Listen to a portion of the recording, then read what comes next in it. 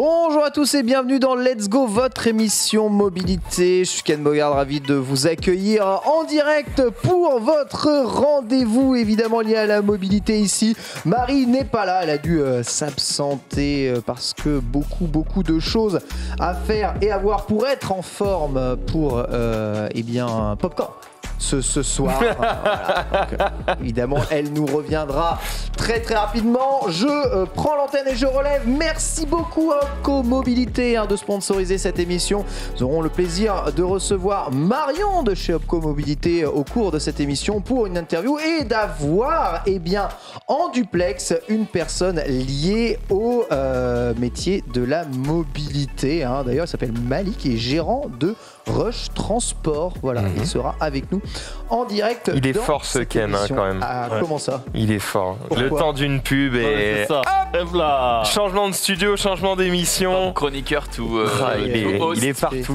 On est là. From host to God. On est là, c'est pas on va bien toi voir que je vais apprendre ça. Moitié de son temps. Maxilda, justement, autour de nous, vous avez vu de nouveaux visages féminins sont apparus ici. À commencer par Nanix. Bonjour Nanix, comment ça va? Je retire tout ce que je viens de dire sur toi et ton talent. Vraiment, je retire tout. C'est la deuxième fois que je suis dans Let's Go, tu vois. Pas la première. Bon, mais ça m'a marqué. Là, je vois ça. Quel bâtard. Absolument. Ça va très bien. Et toi? Ça va super bien. Voilà. Je te remercie. Merci d'être avec nous, Nanix. Ça fait plaisir en tout cas de t'avoir à nos côtés. Ici, Maxilda, bien entendu, présent avec le fusti à la main. Ah mais regarde. Mais c'est vrai qu'on voit rien. Je suis professionnel. Personne ne voit. Est-ce que tu as mis ton iPad en mode avion ce coup-ci? On va recevoir encore des appels en cours d'émission. T'as raison, je vais faire ça. Le problème, c'est que si je le mets en mode avion, j'ai plus internet. Voilà. Non, mais en mode fais-lui en mode silence. Tu sais ce que t'as entendu la dernière fois? Non. C'est en gros, j'ai un interphone caméra et du coup, quand le livreur appuie dessus, ça m'envoie la vidéo du mec et je peux lui répondre et tout. Ah ouais. Le truc, c'est que ça, c'est considéré comme une urgence et du coup, même quand je lui dis stop, il me met le bail. Le livreur urgent. Bah, en général, y a un moyen que je fasse. Laissez ça à côté de la voiture. Et fais livrer tout ici. Bah non, parce que justement, avant, je faisais ça et ils arrivent à perdre des colis ici, donc j'ai plus confiance. Ah ouais, bah ouais. Oui, voilà, monsieur. Ça va plus, rien. Monsieur, bon, vous avez compris, c'est le pas content de la bande depuis toujours, mais il est là, on l'adore. C'est Maxilla. Juste à côté, il a une voiture de moins en moins en bon état, mais toujours en état de rouler. C'est Jumpé. C'est là. Comment c'est la vie parisienne en voiture? Bah, c'est toujours de la merde. Tu me demandes pour avoir le plaisir de dire moi je suis en vélo, monsieur. Messi, qu'est-ce que tu dirais? Ah non, je veux pas rentrer sur ce terrain parce que je le connais très mal, mais à part ce terrain, non, mais conduire à Paris, c'est une indignité. Après, tu conduis pas souvent dans Paris, en vrai. J'évite, ouais. Mais je l'ai fait, tu sais, quand j'ai dit que j'avais été à la Défense, j'étais venu du coup en voiture. Pour aller jusqu'à la Défense, ça va. Le parking du centre commercial, les 4 temps, il est payant. Oui, bah oui, totalement. Ah ouais? Comment ça? Bah oui, genre tu as déjà dépensé ton argent dans le truc. Et j'ai payé. Après, en vrai, franchement, ça va. J'ai payé que 19 €. Alors, je crois que tu peux payer moins cher. Je sens que tu achètes des trucs sur place. Tu peux utiliser ton ticket de caisse pour. Ouais. Tu peux avoir 2 heures de parking gratuite. Incroyable. Et autre astuce, si tu te gares du côté de la U Arena, je crois que tu as la possibilité de rejoindre le CNIT, donc la Défense de l'autre côté. Mais ça, il faut connaître. Tout à fait. Il y a un petit tunnel souterrain. C'est des warp zones, c'est 100%. Il y a un tunnel avec des lumières et tout. Je trouve ça insupportable de dire j'y vais pour déjà dépenser mon argent et en plus le parking me rafle. Il y a un moyen de pas payer au 4 temps. Tu fais tes courses au Leclerc. C'est ça. Et tu ne payes pas. Ah, il faut faire ses courses. En vrai, tu vas au Leclerc, mais non, t'achètes une bouteille d'eau, une boîte de Tic Tac et terminé. Hop. Ah, ils te disent directement, ça t'invalide tout ton ticket qui te prend le parking. Ah ouais, si j'avais su. Il y a beaucoup de parkings comme ça qui sont payants et t'as toujours un centre commercial où juste tu fais tes courses dedans. Parce qu'en gros, Leclerc, tu vas pas ramener ça en métro. Tu vois. Ouais, donc, c'est validé que tu peux prendre la voiture. Pas mal. J'avais su, j'aurais économisé une vingtaine de balles. Pour aller chez Zara, 4 temps, ils vont te dire ta mère, on a le métro 1 et le RER A qui arrivent au pied de la galerie. Prends pas ta caisse. Les astuces mobilité, on vous les donne évidemment ici au programme de cette émission. Les actus de Marie qui nous a préparé un petit tour d'actualité sportive autour du sport auto. Puis ensuite, on aura la chronique Monaco, bien entendu. Et on enchaînera avec les news. Et on a pas mal de news quand même aujourd'hui à vous parler, que ce soit auto, moto. Vous allez connaître un peu les voitures les plus vendues en France, notamment. Un gros dossier de Nanix sur les voitures emblématiques du jeu vidéo. Ah, tu régales, Nanix, à parler de ça. Franchement, ça fait trop plaisir. Je pense qu'on sera pas d'accord, mais allons-y. Voilà. Ah, on sera sûrement pas d'accord. Voilà, tout un tas de choses au programme. Et on va commencer tout de suite avec les actus. C'est parti, jungle. Évidemment, on commence comme toujours par la F1 et vous avez très probablement vu la présentation du tracé du circuit d'Arabie Saoudite. Si vous ne l'avez pas vu, on va vous le diffuser justement ici. C'est bien connu, le circuit de Jeddah. C'est un personnage dans Vampire Savior, Jeddah, donc incroyable. Ça a l'air rapide. Ouais, et c'est un circuit qui borde la mer. Je sais pas. Et dont une partie passe sur la mer. C'est quand même trop cool, non? Ça, c'est incroyable. Attends, il y a une partie. Regarde la partie bleue. Alors, ok. C'est juste fou. Ah, merci F1 Only. C'est la 3D, c'est F1. D'ailleurs, soyez avec nous jeudi prochain. C'est le jeu vidéo, ça, F1 c'est le jeu. C'est le jeu. Une chicane qui fait beaucoup penser à celle de Monaco. J'allais dire, elle est très vénère, ouais. T'as le sentiment que c'est Monaco, là. Quand tu vois les images là, c'est clair. On est très Sauf qu'il y a quand même beaucoup moins de bâtiments qu'à Monaco. Alors, on te vend la partie sur la mer, mais c'est dommage parce que tu vois que les. On n'y est pas encore là. Non, on n'y est pas encore. C'est con qu'on n'ait pas le tracé du circuit à côté. Il faut qu'il fasse demi-tour avant qu'on arrive sur la mer là. C'est soon. Si j'ai compris le tracé, là il va tourner à gauche. Il est en train de descendre là. Voilà, et là il va tourner à gauche, et là on va arriver sur la mer. Voilà. Pas du tout. Attends. Il n'est pas encore. Là il va tourner à droite. Et normalement, là, il est censé être au-dessus de la mer. Attends, mais la mer est bien à droite, là. Elle est censée être à gauche. Là, je pense qu'il est au-dessus de la mer. Juste, tu le vois pas, quoi. Sérieux, mais non. Du coup, je ne veux pas le croire. C'est décevant. Excusez-moi, mais c'est déceptif. C'est décevant. Après, de toute façon, ils sont obligés de mettre les trucs sur les côtés, donc. Oui, c'est fou. Oui, je me paie, mais quand tu me le vends comme ça, le tracé, j'ai envie de voir un peu plus que ça, quoi, tu vois. Ouais, bon, après, franchement, c'est un tracé qui, comme ça, je n'aurais pas dit qu'il allait très très vite, et à mon avis, ça trace quand même. Il manque que le grand tunnel, et c'est Monaco pour moi, les gars. Il y a plein de circuits en ville maintenant. Et du coup, ça c'est un nouveau circuit, c'est une nouvelle. C'est tout beau, c'est tout neuf. Et ça arrive quand? Ils vont rouler quand dessus? C'est l'année prochaine, non? Ouais, il me semble. 3 au 5 décembre prochain. C'est ça, ce week-end. Et c'est un peu là où va jouer quasiment tout le championnat du monde de F1 d'ailleurs, parce que entre Hamilton et Verstappen, il y a très peu de points d'écart, donc c'est la folie. D'ailleurs, vous savez, scandale en F1 concernant les ailerons de la Mercedes de Lewis Hamilton notamment et de Bottas. Ces ailerons ont été approuvés par la FIA, donc ce petit bond technologique qui, mine de rien, resserre le gap en fin de saison entre la Mercedes et la Red Bull. Du coup, Verstappen, il a pris son amende là, et pour rien. Alors, il a pris son amende, pas pour rien, parce qu'il a pris une information très importante là-dessus. Mais quoi qu'il arrive, cet aileron a été jugé réglementaire. Il ne l'était, cela dit, pas quand Hamilton a pris une pénalité parce que, tu vois, le DRS était un peu trop ouvert. Bon, bref, ça, d'accord. Corriger ça, l'aileron tel qu'ils l'ont fait est 100% réglementaire. Voilà qui va, on va dire, relancer un peu le tournoi et le championnat. Je sais pas si tu as suivi un peu, Nanix, cette histoire. T'es team qui, toi? Moi, je suis team Verstappen. J'ai envie qu'il gagne le championnat. J'aime bien quand un mec fait un beau championnat et va jusqu'au bout. J'adore Hamilton. Hamilton, c'est un super champion. Mais Verstappen, ce serait bien. Puis même déjà pour changer. Si Hamilton rentre encore plus dans l'histoire, mais Verstappen, j'aimerais beaucoup le voir gagner et être champion du monde. Actuellement, le classement, c'est Verstappen qui a 351 points, 9 victoires, 16 podiums. Hamilton derrière à 343 points, alors 1,5, avec 7 victoires et 15 podiums. Donc pour le moment, Verstappen mérite. Ouais, mais Verstappen, c'est les derniers Grands Prix, il est dans le dur. Hein. Il est clairement dans le dur. Hein. La pénalité n'a pas fait du bien. Après, c'est beaucoup une histoire de pression que tu peux encaisser en cette fin de championnat. Hamilton, il est très fort pour la mettre, la pression. Je me demande dans le chat, team qui est Hamilton ou Verstappen ici, c'est toujours compliqué. Jumpé, t'as ton avis? Un peu pour les mêmes raisons. Verstappen serait bien parce que justement, il s'est bien battu toute la saison et puis il a le droit. Je pense qu'il a le droit au titre, alors que Lewis, il en a déjà eu un paquet. Ouais. Et c'est bien de changer un peu. Tu vois, c'est comme quand le Brésil gagnait tout. Tu étais content de voir n'importe quelle autre équipe s'imposer. Donc, Team Mazepin. En fait, c'est presque flippant parce que si Hamilton va chercher ce titre-là, tu te dis, mais vraiment, le mec, il est. On le savait déjà, indestructible, mais genre inoxydable. C'est le mec, quoi qu'il arrive, tu peux être devant lui toute la saison. À la fin, c'est lui qui gagne. Voilà. Ouais. Donc là, ce serait bien que Verstappen gagne. Ça relancerait un peu. Bon, on l'a déjà relancé, mais ça amènerait à quelque chose de neuf à la F1 et ce serait cool. Et puis j'aime beaucoup Verstappen. Le combat est magnifique. Et puis c'est bien de voir Red Bull gagner aussi. À la fin. Ça change de voir tout le temps Mercedes gagner. C'est bien de voir Red Bull gagner aussi. Moi, je suis team Hamilton. Toi, t'es team conservatoire. Non, mais parce qu'Hamilton, c'est un peu mon Dwayne Johnson de la F1, tu vois.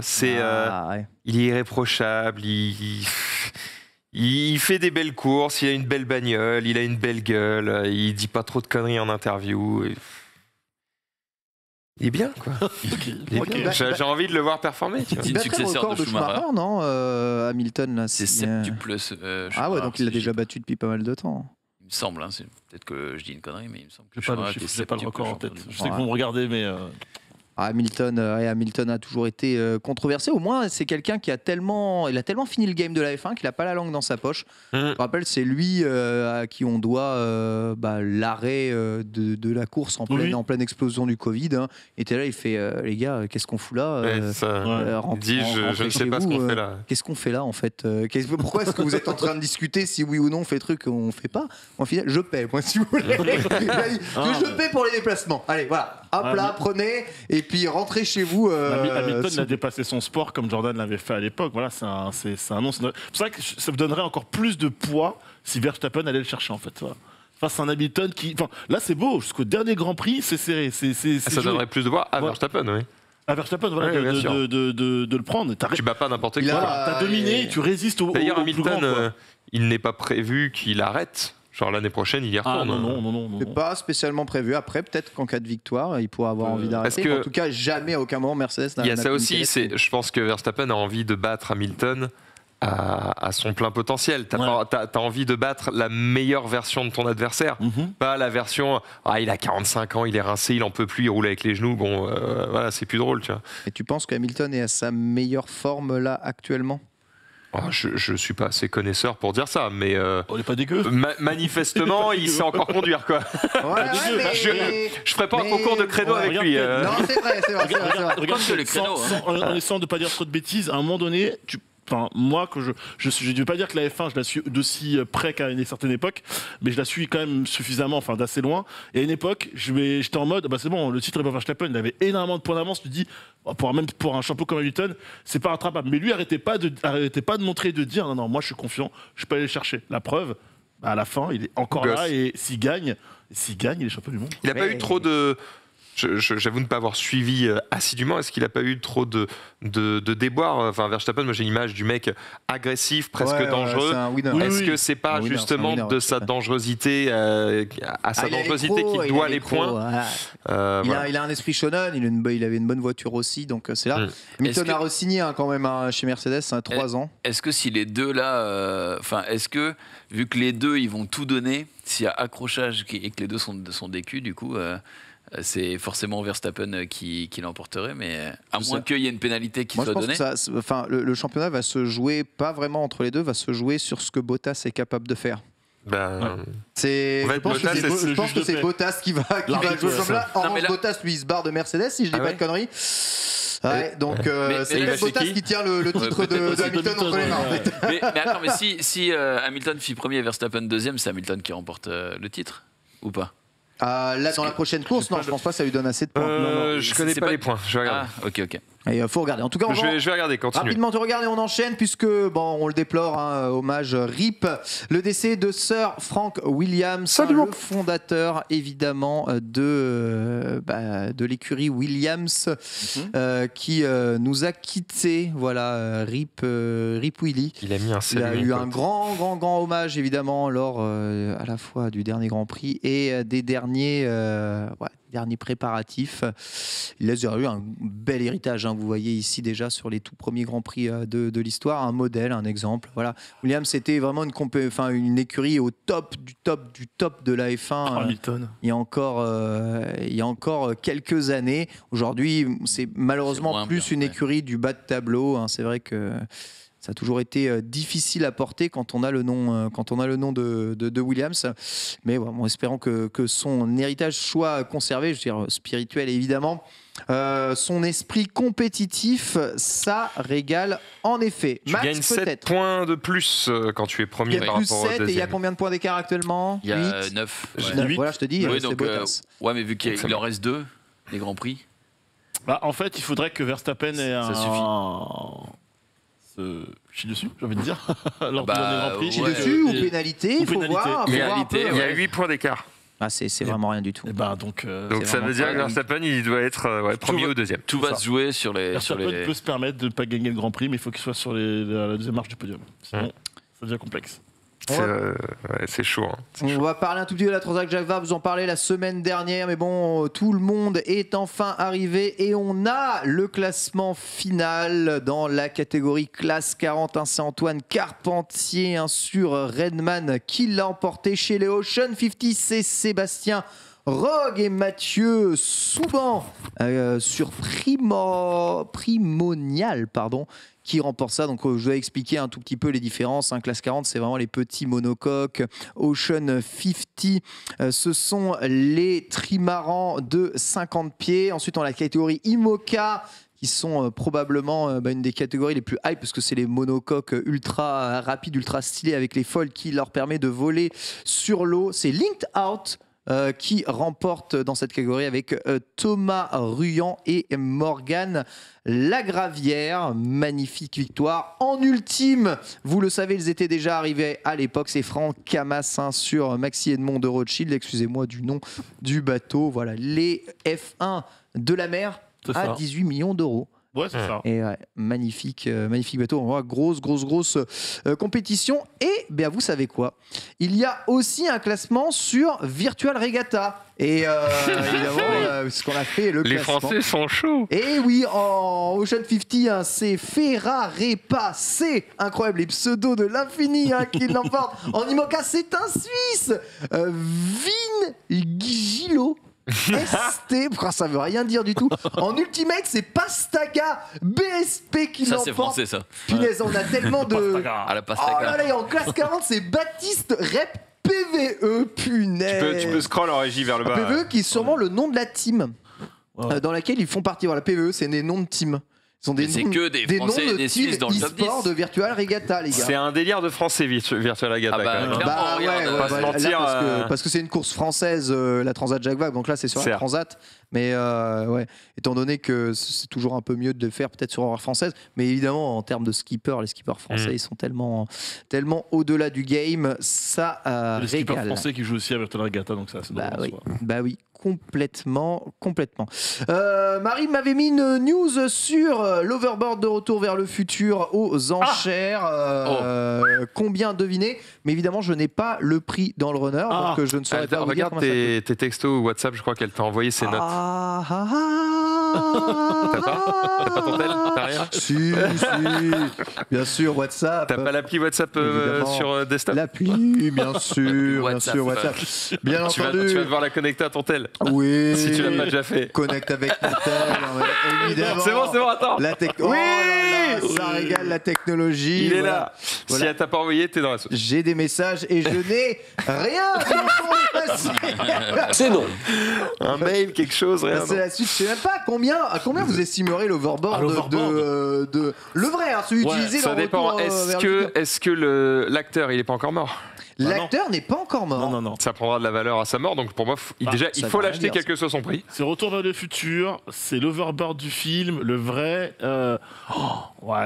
T'es sur du. Je sais pas moi. Les chaussures sont à 40 000, j'aurais dit 500 000, moi. Ou un demi-million. Un demi-million, ouais. Non mais vous rêvez ou quoi? C'est beaucoup trop cher pour un objet pareil. Moi je t'entends. C'est mythique, frère. C'est qu'il fonctionne pas, donc. C'est une planche en plastique Mattel. Arrêtez. 250 000 pour moi ici. 250 000. Mais je sais que je connais pas. Moi je dirais 125 000. T'es un malade, c'est l'Overboard de Retour vers le futur. J'avoue, par contre, Retour vers le futur a beaucoup de fans ultra. Non mais les chaussures, les prix montaient à des tarots exceptionnels. Les gens étaient prêts à les mettre, donc. Je suis en train de regarder. D'avoir ces chaussures qui j'ai essayé de regarder aussi. J'essaie de savoir, mais c'est impossible. Il n'y a que des trucs pétés. L'overboard de Marty vendu. Mais 500 000 $. C'était dans des millions. Et tu vois, et là, tu fais ton petit crédit à la banque, tu chopes ton overboard 500 000 $, et le jour où monsieur trépasse, eh bien, toi, tu ne faiblis pas. C'est 1,5 million, facile. Et là, t'es bien. Et là, régalade, regarde. Le mec qui a fait les pompes, là, les Off-White. Oui. Les mecs, ils se régalent. Ouais, c'est vrai. Ils en peuvent plus, ils marchent pieds nus maintenant, c'est fini. Les dollars dans les. Et là, ce monde est fou. Je suis dégoûté parce que j'ai tapé overboard de Marty McFly justement pour trouver l'article et ça m'a envoyé sur un overboard et je me dis putain mais ça ressemble de fou et en fait c'est à chier parce que tu sais c'est ceux qui ont la roue et la planche. Oui, nul. Et genre c'était celle-là. Il faut savoir que l'overboard de Marty McFly, il existe. Et il fonctionne. Oui, bien sûr. Mais bien sûr. Il ne fonctionne que sur des pistes spéciales. Comment on appelle ça superconducteur. Un alliage chelou là. Supraconducteur. Donc en gros, ils ont fait une piste de skate. Et le truc ne marche que sur ça. Il me semble que c'est Red Bull d'ailleurs. C'est le même truc que pour l'Hyperloop. En fait, c'est le même système que. C'est pas. C'est un système de lévitation. C'est la même technologie, non? Pas exactement le système de l'Hyperloop. D'accord, ok. L'Hyperloop, c'est du vide. C'est un peu comme un suppositoire. L'Hyperloop. Mais c'est le même système que les monorails à lévitation, tu vois. Et ça trace. Les vitrains. Ça va vraiment vite. Ouais, ça va très vite. Il n'y a pas de frottement, j'imagine. Surtout, ouais, c'est assez stylé. On peut retrouver les vidéos. Alors sachez que dans cette vente aux enchères, il y avait aussi d'autres trucs, genre le casque de Russell Crowe dans Gladiator, ou encore un combattant X-Wing miniature de retour du Jedi. Voilà, l'overboard a suscité le plus de hype. Les autres objets ayant été vendus en moyenne à 300 000 $, nous dit Marie dans ses notes que j'ai retrouvées. C'est formidable. Et du coup, j'ai celui dont je parlais là, le pseudo overboard. Il y a notamment une vidéo avec Tony Hawks qui le teste sur la piste faite à cet effet. Et en fait, le truc, c'est que déjà, il coûte 10 000 $. Non, mais ça, c'est une bagatelle. Mais bon. Non, il fonctionne que très peu de temps. 10 000 $, ça marche pas longtemps. Pourquoi ça marche pas longtemps? Parce qu'il faut faire le froid. En fait, il faut rafraîchir l'overboard pour le mettre. Il faut le mettre à moins 200 degrés pour que les supraconducteurs fonctionnent en tant que supraconducteurs en termes de lévitation. Donc il n'y a qu'avec de l'azote liquide que tu remets dans le truc que tu peux faire. Mais c'est stylé, ça. Est-ce que je peux voir la petite vidéo? On peut. Attends, je vais copier le lien. On va la mettre dans le runner. Mais donc, ça coûte 10 000 $. Attends, je te la mets dans le runner. C'est où? On va s'en sortir. Tac, tac, tac. Devinez combien. Voilà, je te le mets ici. Hop, collé. Voilà, boum. Et qu'est-ce que je veux dire? Donc, ça coûte cher. C'est difficile à manœuvrer et ça fait un boucan du diable. Par contre, j'en ai déjà fait une chronique complète dans le récap, mais les supraconducteurs, c'est peut-être aussi l'avenir de la mobilité. Aujourd'hui, il n'existe pas vraiment de supraconducteur qui fonctionne à moins d'être très très rafraîchi, donc à moins de 100 degrés. Mais si on trouve des matériaux qui sont capables d'avoir des propriétés de supraconducteurs à température et pression ambiante, pas encore découvert, c'est complètement gagné. Donc voilà, elle est en pleine lévitation. Vraiment rien ne touche et tu peux passer une feuille de papier en dessous. J'avoue que c'est tellement décevant. C'est décevant, hein. Ça s'appelle le Arcspax et non. Oh la vache. Ça n'a aucun flow, ça. Oui, ça a zéro flow. Oh là là. Alors que l'overboard de Marty McFly, mec, il a un flow incroyable, quoi. C'est une planche, quoi. Celui que tu achètes à 500 000, il fait juste rien. Donc ça, c'est. Apparemment, il peut fonctionner sur certaines pistes. On verra. Il y a une autre version qui s'appelle l'Arca Space qui fonctionne à air pulsé, 36 propulseurs électriques qui permettent de soulever 200 kg tout en étant stable. La planche peut même être contrôlée via une application sur smartphone. À ton drone là, 40 000, elle coûte 15 000 balles. Le drone que tu nous avais montré, la moto drone qui volait dans les dunes, là, qui a 15 minutes d'autonomie. Sinon, ça fait penser au flyboard. Finalement. Tellement pété ça. Ouais. Le flyboard, c'est un peu la même conception, à part que c'est propulsé par un immense jet d'eau.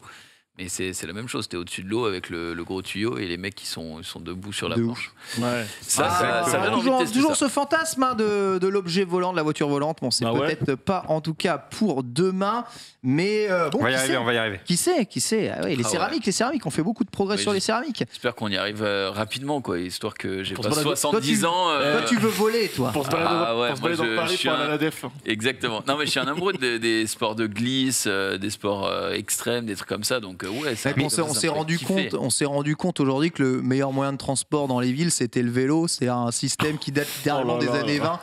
Donc autant te dire que la mobilité, tu peux rétrograder dans le temps. Tu peux nous laisser rêver. Comme tu l'as dit, ça date des années 20. Vos engins volants dans les villes, là, personne n'en veut de vos merdes. Je suis tourné vers l'innovation. Mais oui, mais c'est vrai. Mais c'est Max qui arrête pas de me dire ça. Ton vieux truc des années 20, là, mais il a raison. Un vélo, c'est un vieux truc des années 20. Mais cela dit, et on n'a jamais fait mieux. C'est comme le parapluie. Il faut quand même penser que quand bien même tu inventes un vrai truc qui fonctionne, qui vole, qui est trop bien, tu déplaces 2 personnes avec, machin, tout ce que tu veux, et à un prix abordable, donc déjà pas tout de suite, le jour où ça sort, mais quel bordel d'infrastructure, faut tout repenser. C'est-à-dire qu'il faut que les gens puissent se poser sur les toits des immeubles. Donc il faut refaire tous les toits de tous les immeubles. Ce serait le rêve, on serait dans une sorte de petits tubes, on se baladerait comme ça, on rêverait. Futurama, c'est ça? Moi je rêve. Franchement, gamin, j'étais persuadé que l'an 2000, j'allais dire dans le launch play, ma déception. Pour les jeunes, ne serait plus le même style. J'ouvre les rideaux, je me dis, il y a des tubes dans le ciel, que dalle. Le mec, que dalle. Toujours à Yep. Le futur de Retour vers le futur, c'est 2015, c'est ça? Je crois que c'est 2015. Peut-être, attends, je sais plus. Raté. On n'y est pas encore, bien entendu. Mais j'aimais bien le système où il remplissait l'énergie de sa DeLorean avec des déchets. Ça, c'est un truc, en revanche. C'est beau, ça. Les baskets autolassantes, c'était bien aussi. Ça existe. Ça existe, tout à fait. C'est cher. Je viens de tomber sur un classement qui arrive. Pardon, excuse-moi, je vous coupe la parole parce que j'ai l'impression qu'on a fait le tour. Vas-y, classement de quoi, Max? Je suis sur le classement. Attends, regarde pas, tu te spoil. Mais je vois rien d'ici. Classement total, on parlait de la F1 tout à l'heure, classement total des pilotes de F1, le nombre de points qu'ils ont gagnés dans leur carrière. Non pas juste sur une saison, sur leur carrière. Qui est, d'après vous, le pilote qui a gagné le plus de points de sa carrière? Ça change toutes les saisons, ça ne m'intéresse pas. Est-ce que ça serait pas Ayrton Senna? Non, je tente. Il est loin et c'est le seul qui a un petit rip devant son nom. Je dis soit... Michael Schumacher. Non, il est 7ème. Vettel. En fait, effectivement, comme aujourd'hui on gagne plus de points qu'à l'époque, c'est plutôt des mecs... Alors Vettel, il est 2ème avec 3053 points.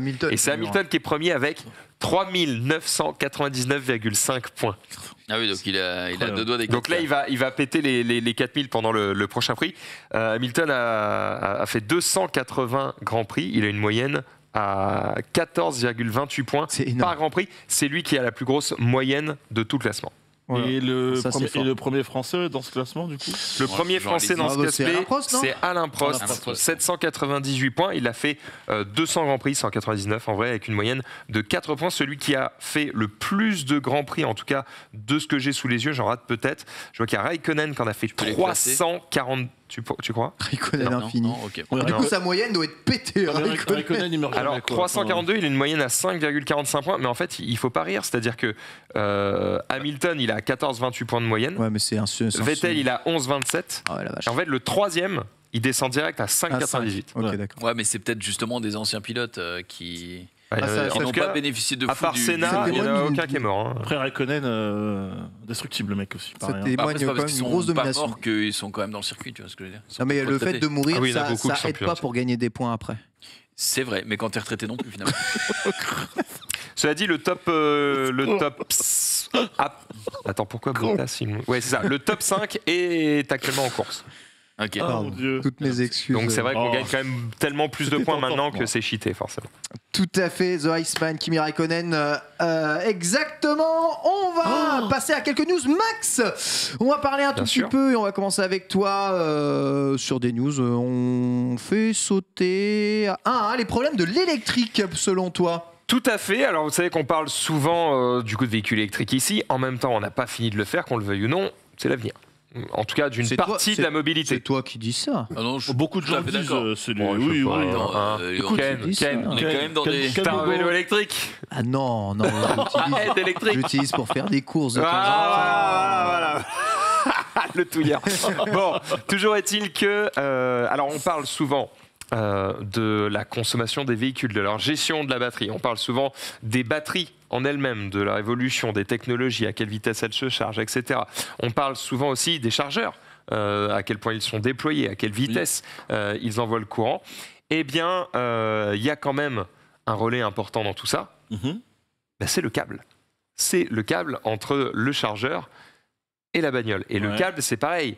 Il faut qu'il tienne un peu le câble, non? Effectivement, il est limité, tu vois. C'est-à-dire qu'au bout d'un moment, tu vas monter la capacité de ta batterie, tu vas monter la capacité du chargeur, et en fait, le maillon le plus faible de la chaîne, ça va être le câble. Donc, il faut aussi se creuser la tête sur comment réussir à avoir des câbles de transfert qui vont supporter toute cette puissance. Le premier, en fait, un des seuls problèmes, c'est la chaleur. C'est-à-dire, en fait, au bout d'un moment, tu vas envoyer tellement que juste... Soit tu vas te brûler, soit le câble va fondre. Donc, ne suce pas cette tache noire. Je brûle. Tout de suite, on s'enflamme. Voilà. Bon, c'est chiant. Mais quand tu branches ta Tesla, toi, ça chauffe? Enfin, je veux dire, non, moi chaud je le quand sens. Tu les branches je le sens pas parce que je sais où je fais clac et puis après je touche plus. Mais quand tu l'enlèves. Quand je l'enlève, c'est froid, il y a pas de souci. Mais attends, là on parle d'avoir la possibilité de multiplier par 5, par 10, par 30. T'as 50 kW, t'as 50 kW sur ta charge, toi. Non, ça doit être 120. Tu vas jusqu'à 120, d'accord. Okay. Je crois que c'est plus que ça quand même. Et après, les modèles les plus récents montent jusqu'à, je crois que ça va être 300, mais là, 350. Il parle de 1000 kW à l'avenir. Enfin, là, on veut monter à 1000 kW par heure, voilà. Et ça permettrait de faire une recharge en 3 minutes. C'est génial. C'est génial. Mais pour ça, il faut des câbles. C'est ça, t'es là. Bonjour. Oh oui. 1000 kW par heure. Tu vas vous rendre compte. Ceci est un câble ou une arme de poing. Au choix. De l'énergie. Non, mais c'est terrible. Donc là, il y a une équipe de chercheurs qui propose de faire un système c'est de la propulsion électrique, voilà. Mais comme ça chauffe, eh bien, il va falloir faire un système qui va être un refroidissement liquide. Donc en fait, ils vont te mettre un refroidissement liquide autour du câble pour qu'il reste frais. Couleur Meister. Voilà. Exactement. Le câble faisait cette taille-là, il va être comme ça le truc, quoi. Tu vois, enfin. C'est assez fou, hein. Donc voilà, refroidissement à vapeur d'eau. Ah ouais. Okay. Refroidissement à vapeur d'eau qui permettrait de faire passer un courant de 2400 ampères dans ce câble. Voilà. Actuellement, les câbles actuels envoient 520 ampères. Donc là, on est sur un petit x5.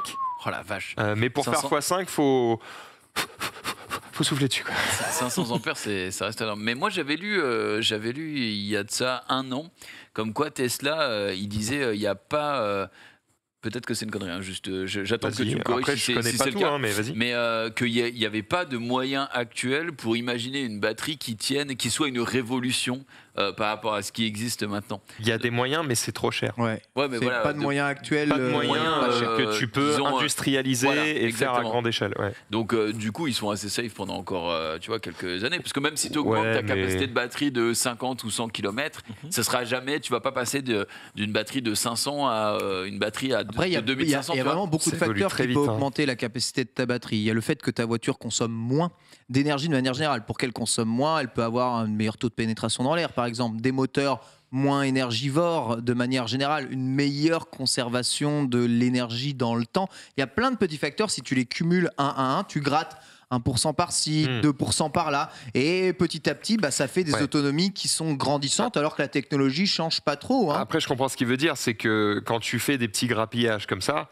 tu gagnes 5% par-ci, 10% par-là. Voilà, c'est pas mal. Mais le jour où tu as une révolution des batteries, une technologie complètement nouvelle, tu fais un x2 d'un coup, c'est un autre délire quand même. C'est ça. Donc jamais t'as envie quand même de ça.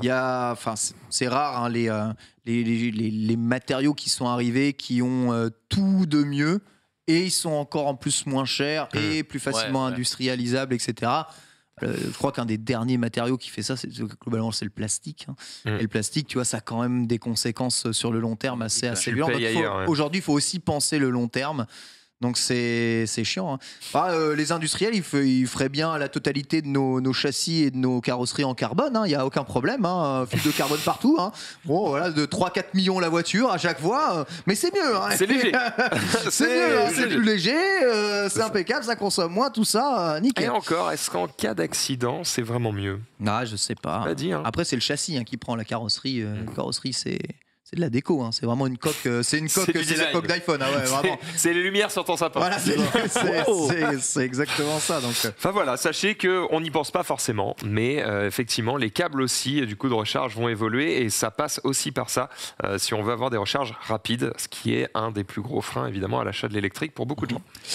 Justement, on va parler un tout petit peu achat de voiture avec ma deuxième news, mon très cher Denis. Est-ce que vous connaissez la voiture la plus immatriculée en France le mois dernier? Oui. La Zoé, je crois. Zoé, non. Nanix qui regarde le filet qui s'est scellé. Ça doit être la 2005 ou la 3005 Attends, la 2008 ou la 3008 La 2008, exactement. Incroyable. La Peugeot 2008 est la voiture la plus immatriculée en France le mois dernier. Elle devance pour une des premières fois de l'histoire la Renault Clio, la Dacia Sandero et la Volkswagen Golf, ce qui normalement n'est jamais arrivé du tout. Normalement, Sandero, Clio, Golf, ce sont les voitures qui se vendent le plus en France, les plus immatriculées quasiment tous les mois.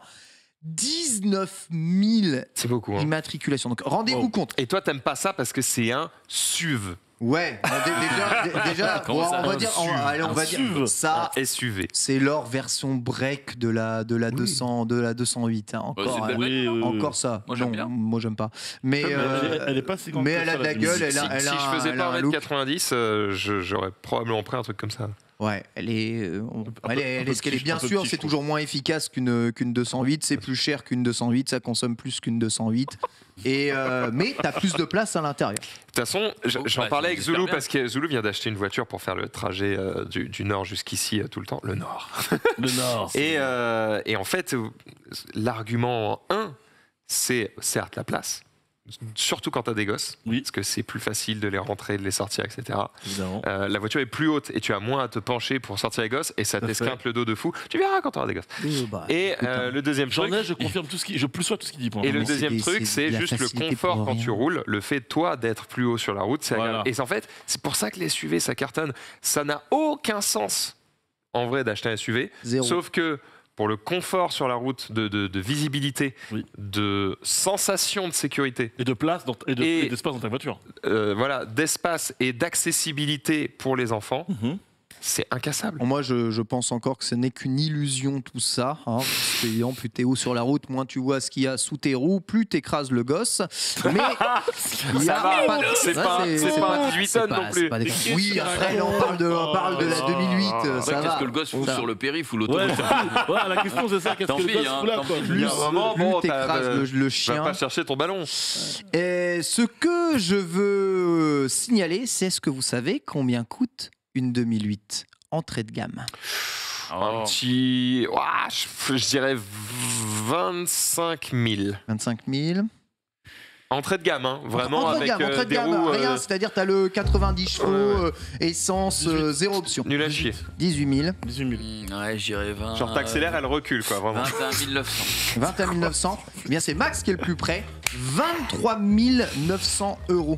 23 900 €. C'est-à-dire que... Toute option, ça doit être 40 000 balles. Tous les mois, il y a 20 000 véhicules à 23 000 € qui se vendent. Donc venez pas me chier ici dans le chat que les gens n'ont pas les moyens d'acheter des bagnoles. 23 000 €. Vous n'avez pas d'argent. C'est le tarot que j'ai mis dans mon SUV toute option, mon Sportage. Ah, c'est bien. C'est quoi ça? Mais c'est quoi? C'est des cases. Kia. Un Kia. Ah oui, c'est pas mal. Hein. Non, mais ça coûte ultra cher. Enfin, ça coûte ultra cher. Et ça, c'est l'entrée de gamme. C'est-à-dire que vous avez le 90 chevaux, entre guillemets, de merde. Vous montez en gamme avec toutes les options, 28 000 €. Vous voulez la version... Attends, on peut aller sur le site pour voir. La version électrique. Viens, on rigole. La version électrique, d'après vous, combien la version électrique? Oh, tu rajoutes un petit 10 000. Tu rajoutes un petit 10 000. 33 000 €. 33 000 €. Non, c'est trop cher. C'est une 208 surélevée. Ce qui me fait trop rire, c'est que moi, je lui donne la réponse en mode bah oui, normal. Et lui me regarde, il fait à quel moment tu trouves ça normal? Ah mais c'est trop cher. Allô? C'est beaucoup trop cher. Bah oui, mais qu'est-ce qui s'est passé chez Peugeot là? Je t'arrête tout de suite. On est où? Je t'arrête tout de suite. L'entrée de gamme à 23 000, c'est trop cher. Vraiment, genre sans option. Mais c'est pas trop cher. C'est la voiture la plus vendue en France. Les gars, l'entrée de gamme à 23 000, une 2008. Déjà, c'est pas l'entrée de gamme de chez Peugeot, tu vois ce que je veux dire? Ouais, je sais bien. C'est déjà pas mal, ouais. Voilà. Mais donc c'est trop cher. Mais rien qu'une 208, si t'as pas de thune, tu prends une Clio comme tout le monde. Ça coûte cher. Une Clio, il y a 5 places, ça roule très bien, ça fait Paris-Moscou sans encombre. Voilà, si t'as pas de thune, tu prends imaginez ça. Une juste, 206, il y a 10 ans. Tu portes ton bagage avec la Clio. Si tu compares à la même motorisation, à peu de choses près, la 208 et la 2008, je crois qu'il y a plus de 3 000 € d'écart. C'est-à-dire à la même motorisation, c'est-à-dire que la 208 va mieux fonctionner que la 2008, juste pour avoir pas se baisser un peu pour foutre le gosse à l'arrière. Eh ben, je suis pas sûr que les gens sont pas prêts. C'est pour le confort de ton enfant. Je suis pas sûr que les gens sont pas prêts à mettre 3 000 balles pour ne pas la baisser. La Renault Zoé en entrée de gamme apparemment est à 26 786. C'est très cher. Oui, c'est une voiture électrique. Ouais, mais tu parlais de la 2008. Franchement, je préfère. Mettre quelques milliers d'euros de plus, 7 000 € de plus pour avoir un 2008 en électrique plutôt qu'une Zoé. C'est clair, mais tous les jours. Bah, en vrai, le vrai problème, c'est que pour le prix de la 2008 en électrique, t'as quasiment une Model 3. Et là, ouais, mais attends, il y a pas match, les gars. L'autre vrai problème. Model 3 d'entrée de gamme, c'est combien? Avec les aides, c'est 37. C'est 37 000. Pas beaucoup plus, avec les aides de l'État. Avec les aides. Après, on n'est pas du tout sur le même gabarit de voiture. Mais ouais. Bon, juste. Pourquoi, à votre avis, c'est la 2008 qui est le plus vendue et pas les autres véhicules? Sachant que quand même la Dacia Sandero, normalement, c'est intestable. Parce que les Français, ils aiment Peugeot et parce qu'elle est belle. Non. C'est la pénurie de supraconducteurs ne touche pas. Ouais. Exactement. Putain, il est bon. Il est bon. Exactement. C'est à cause de la pénurie que les Golf ne peuvent plus se vendre autant et que la Dacia Sandero ne peuvent plus se vendre autant. Alors, tu veux dire que les gens, ils font le tour des trucs, ils essaient les différents véhicules et le mec, le concessionnaire, il lui répond ouais, vous pouvez l'avoir, mais en avril. Et le gars dit vous faites chier, je la veux maintenant. Et il n'y a que Peugeot qui dit oui, le mois prochain. Bah ouais. Oui, pour la 2008. Pourtant, Peugeot, ils ont eu des soucis mais après, d'approvisionnement. Il faut savoir que 19 000, c'est un nerf par rapport à ce qui, normalement, parce que la du demande. coup, tu n'as pas le cockpit, iCockpit 3D, mes couilles, machin. C'est un nerf de ouf. Après... Bon, franchement, quand je regarde la voiture, je me dis, elle est. Enfin, leur dernier modèle, ils les ont réussi un Peugeot. Hein. Leur coup de crayon est bon, hein, quand même. Ah bah, j'aime beaucoup le design des Peugeot. J'aime bien aussi. C'est un peu agressif. Par contre, après, leur SUV, ça fait très une calanque gigantesque. T'as l'impression d'avoir un mini Range Rover. Tu sais pas ce qui s'est passé. C'est pour les grands. Mais ça m'intéresserait d'avoir l'avis de femmes sur ça. Je trouve que pendant longtemps, tu vois, tout ce qui était 206. Ouais, 206, 207, etc. Ça fait des formes un peu arrondies, tu vois, et je trouvais ça assez féminin comme approche. Là, c'est un peu plus taillé à la hache. Il y a un peu plus, entre guillemets, un côté BM sur la carrosserie. Ouais, ça fait un peu plus allemand. Je pense que ça plaît aux mecs, mais est-ce que ça plaît aux dames? Je ne sais pas. Il suffit de voir, tu sais, la BMW Z4 a été designée par une dessinatrice, tu vois, et c'est une voiture qui est assez agressive quand même. Donc, ça ne veut pas forcément dire grand-chose aujourd'hui. En tout cas, voilà. Pour les chiffres de vente, vous savez tout. Cela dit, je pense que l'Audi TT, elle a été entre guillemets dessiné pour les femmes et finalement il n'y a que des mecs qui l'ont acheté. J'enchaîne du coup avec le renouveau de Renault. Vous savez, là où Peugeot a entamé son renouveau il y a très très longtemps, Renault va renouveler quasiment toute sa gamme et ça passera par la Renault 5. On renouvelle avec évidemment de l'ancien nom. Et les deux modèles de Renault 5 ont été montrés. Les voici, Renault 5 à gauche, modèle classique qui va arriver sur les étalages. Ça sera normalement une taille assez similaire, je trouve, à la Zoé. Et ce que veut atteindre Renault, c'est réussir à afficher moins de 20 000 € sur son entrée de gamme de modèle électrique. Ah oui, de toute façon, cette Renault 5 n'est qu'électrique. Il n'y a pas de modèle non électrique, il me semble, de la Renault 5. Effectivement, on retrouve l'avant de la Renault 5, qui était pas très beau, faut dire les termes. Mais qui est iconique du coup. Mais je préfère être joli mais pas iconique plutôt que d'avoir une bagnole qui me plaît pas. Le parti pris des éclairages carrés, pourquoi pas, ça change, ça fait c'est dans l'air du temps. Vous avez vu 2 modèles, le premier la Renault 5 qui vise les moins de 20 000 € et le deuxième c'est l'Alpine R5 E-Tech qui lui risque de coter, je pense, mais qui se veut être un des tout premiers modèles légers sportifs électriques. Tu as vu la R4, je crois que c'est ça. R4. Mais pas la R4, la lettre Renault. R. Ouais. Juste la R dans les airs. Ah ouais. Ils ont sorti un truc, tu peux peut-être le retrouver, Denis. En gros, ils ont mis le châssis, la coque quoi, d'une R... C'est R4 ou R5, je n'ai pas envie de dire de bêtises. Ils l'ont mis sur un drone. Une 4L. Ouais, mais du coup, ils l'ont appelé la R4. Ils l'ont appelé la R4, c'est vrai. C'est une 4L, ils ont mis une 4L voilà, sur un drone. Et voilà. Exactement. Je trouve ça dégueulasse. C'est un concept. C'est uniquement, c'est iconique. Et je vois bien Louis de Funès à son bord. Et c'est pas une vanne, elle vole. Ah bah oui, j'espère bien, j'imagine la montée. Elle vole, alors par contre on la voit pas avancer, c'est-à-dire toutes les vidéos que tu as, elle fait... Enfin, une grosse perve. Je me dis, c'est cool les gars, mais il y a des petits indés qui ont sorti mieux sur YouTube il y a 2 semaines, donc c'est chiant. On se pose toujours la question de l'utilité de pourquoi ils ont fait ces drones volants. C'est des concepts cars, on teste plein de trucs. C'est du budget. Ça leur coûte la thune, mais c'est du budget. Ils ont peut-être des crédits d'impôt là-dessus. Ça vole, ça marche, nous faisons... Ça avance pas. On est juste capable de soulever une charge avec un drone. Sur le plan d'avant, on a quand même l'impression que ça avance un petit peu quand même. Vite fait quoi. C'est la R4L, ouais, c'est ça. La R4L, ouais. Écoute, il y a des ingénieurs qui taffent. Hein. Ouais. Il faut hyper les gens un peu. C'est vraiment pas beau. Oh nom de Dieu. Je veux dire que si j'ai ça qui vole au-dessus de mon appart, moi je ferme les volets. Hein. Moi j'ai peur direct. Mais c'est ça, c'est moche, ça fonctionne pas. Il y a des concurrents qui sortent des trucs plus utiles, intéressants, beaux. Ça fonctionne pas. C'est cahier des charges, c'est juste. Il faut que la 4L s'envole. C'est fait. Ouais. En vrai, c'est bon quoi. Certes, mais. En fait, c'est juste que je me dis, ça a dû coûter quand même un peu de pognon. Oui, quel gâchis, quoi. Je te dis, c'est les crédits d'impôt. Ils doivent certainement avoir un truc. Il faut innover cette année. Quoi vous pensez, les gars? Et voilà. On est juste sur du concept car, comme le dit dans le chat, c'est surtout de la com. On reviendra sur les news juste après. On va passer à la chronique de Nanix, mon très cher Nanix. Ouais. Tu vas nous parler aujourd'hui des voitures emblématiques des jeux vidéo. Marquant. On a un jingle chronique. On va se taper Nanix là. Ouais, enfin emblématique. Coup de pression gratuite. C'est pas mal ce qu'il a fait pourtant.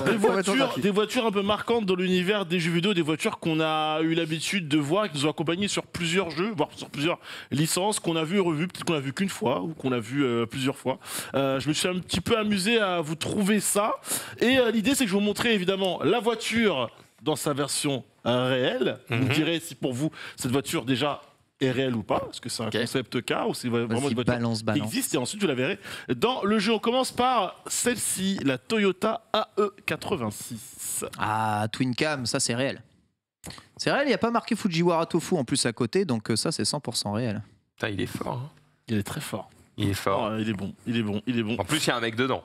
Exactement. Non, je vais pas en dire plus. En plus, il a la droite. Je vais pas en dire plus. Alors, c'est l'ancêtre de la Celica ou de la Corolla chez Toyota. Sachant que c'est une voiture qui a été... alors, toi qui fais manga sûr, tu sais que c'est un animé qui a mis en avant cette voiture. Initial D, mais c'est une voiture qui était déjà très célèbre sur les parcours de drift. C'était la voiture de DK, le Drift King. Une voiture formidable parce que c'était une des dernières voitures de chez Toyota à propulsion, donc avec des roues à l'arrière qui tournaient très légère et avec un différentiel à chier. Donc dès que tu tournes, la voiture elle part du cul. Donc c'est un bonheur en fait. Trop bien. On est d'accord que c'est pas très beau.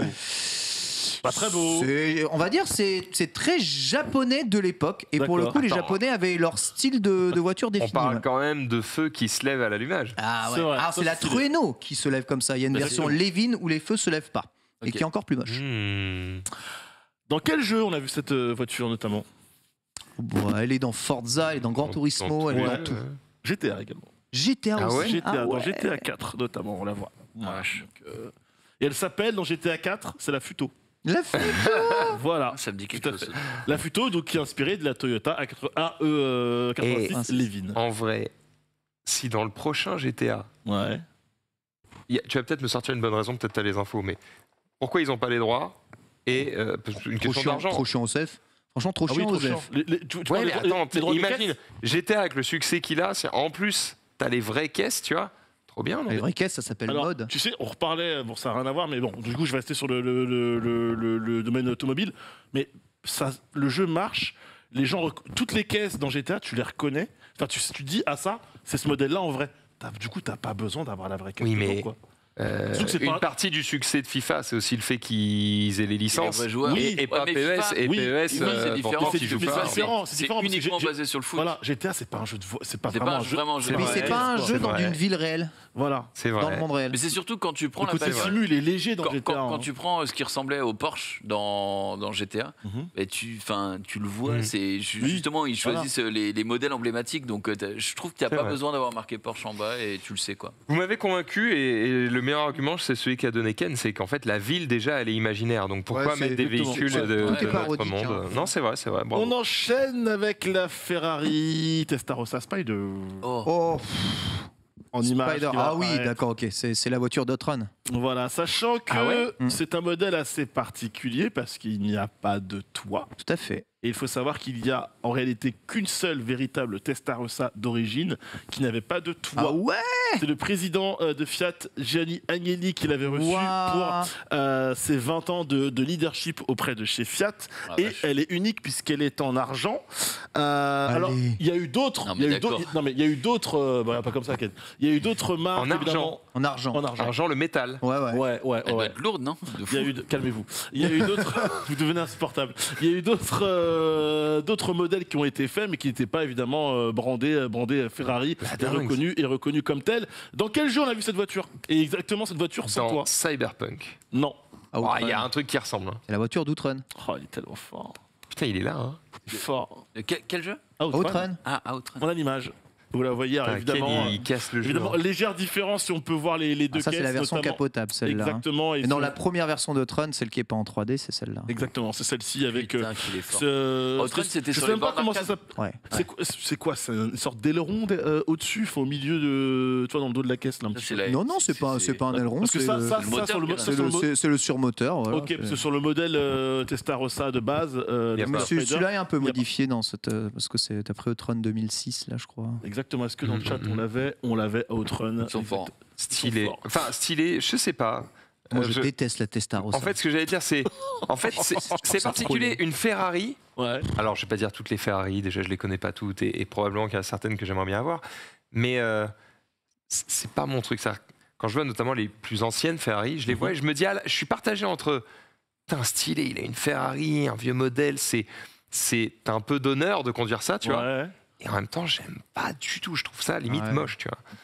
Moi, les vieilles, la F40 que j'aimais bien, mais sinon, je préfère les modèles récents aussi que les vieux modèles, parce que les vieux modèles Ferrari, ils étaient très carrés, je trouve. C'est vrai. J'aime bien la 355, moi. Moi, j'aimais bien celle-ci, parce que j'aimais bien Outrun. On peut voir une Ferrari, genre... moderne, récente, genre un truc qui vient de sortir. Non. Ça c'est pas récent. F40, F40, c'est pas très récent, mais ça fait les petites voitures, tu vois. Les petites voitures pour enfants. Elle était stylée celle-là, mais il y a quoi comme nom de modèle récent qui me vient en tête? Je suis chier sur ça. Ferrari, ça y est, c'est quelque chose qui appartient la 478, la dernière, c'est pas ça? Vous voulez que j'enchaîne le temps qu'on trouve là? Ouais, tranquille. Nouvelle voiture. 480. Je vous montre. Voilà, ça c'est une récente. C'est une récente ça? Déjà, c'est un peu plus. C'est la SF90 celle-là, non? C'est la version hybride. C'est mignon. Je suis déjà un peu plus chaud là. C'est mignon. On enchaîne, on va du côté de chez Aston. On va du côté de chez Aston Martin avec l'Aston Martin DP100. Ah, la DP100. Vous allez voir cette image. C'est une belle caisse, mais évidemment, c'est bizarre. Pas fait pour rouler évidemment en ville. Ça fait très concept car du jeu Gran Turismo, ça. Ouais, de fou. Bah oui, c'est ça.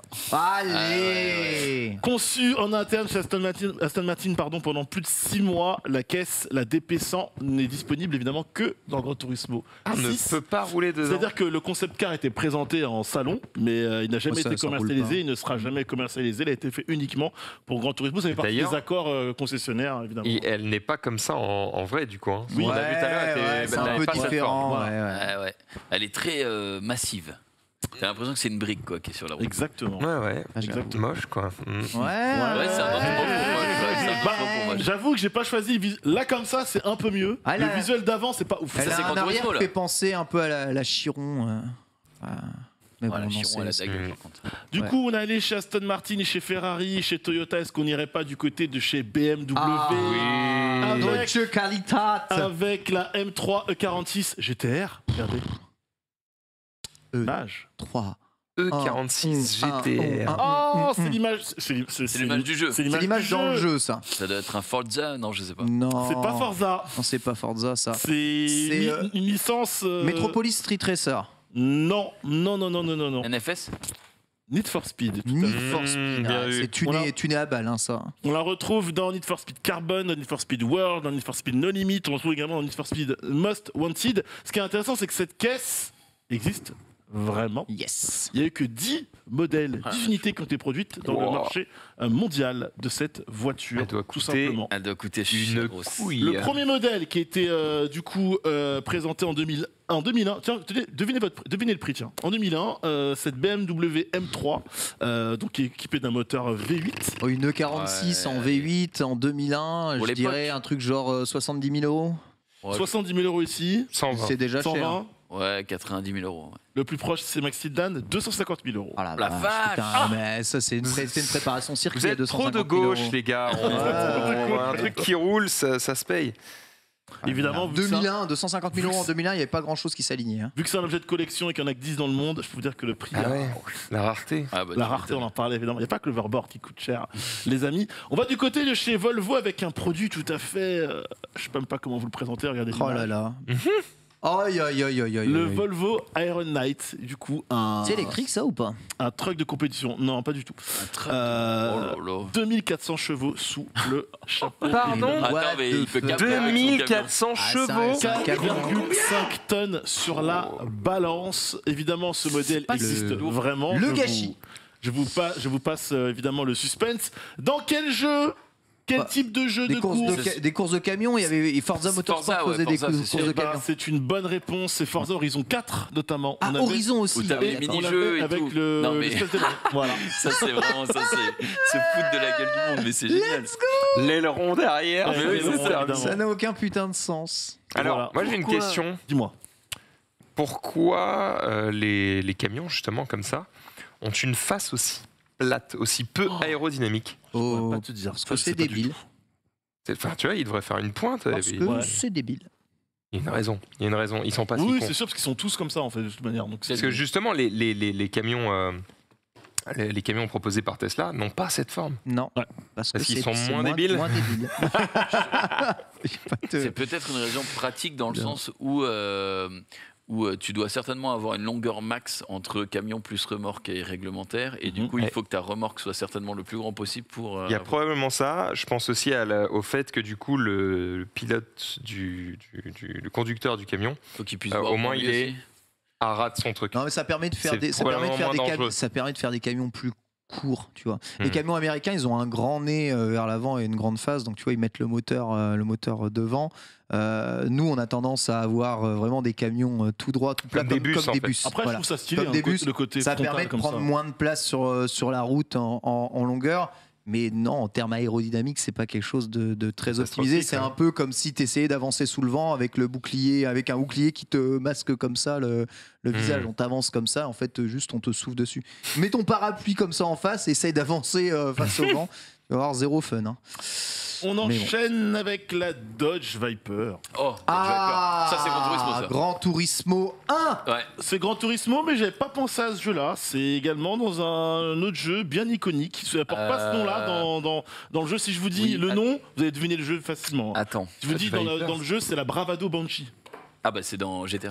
C'est dans GTA. C'est dans GTA, je dirais même que c'est GTA. GTA 3, Vice City, San Andreas, GTA 4, et ensuite elle est arrivée dans GTA 5, évidemment. Ah, la Banshee. La Bravado Banshee avec son fameux moteur. Ah ouais, bah alors attention, je m'offusque. Pourquoi ? Tout de suite, parce que tu montres le modèle GTS, mais ça c'est plutôt la copie du modèle SRT. D'accord. Donc, la copie, toi, la copie du modèle décapotable. La Viper avec les deux bandes comme ça c'est Gran Turismo à 100%. C'était une voiture dans le 1 et le 2 qui était du coup à propulsion, qui chassait comme jamais dans les... En fait, c'était l'une des premières voitures que tu arrivais à avoir dans les 300 chevaux. Ouais. Et du coup, tu voulais... Et ça tenait pas le pavé. Mais elle chassait, elle était très dure à conduire. Et exactement, elle était très dure à conduire, mais elle régalait. Est-ce que vous voulez une petite anecdote sur la Bravado Banshee ?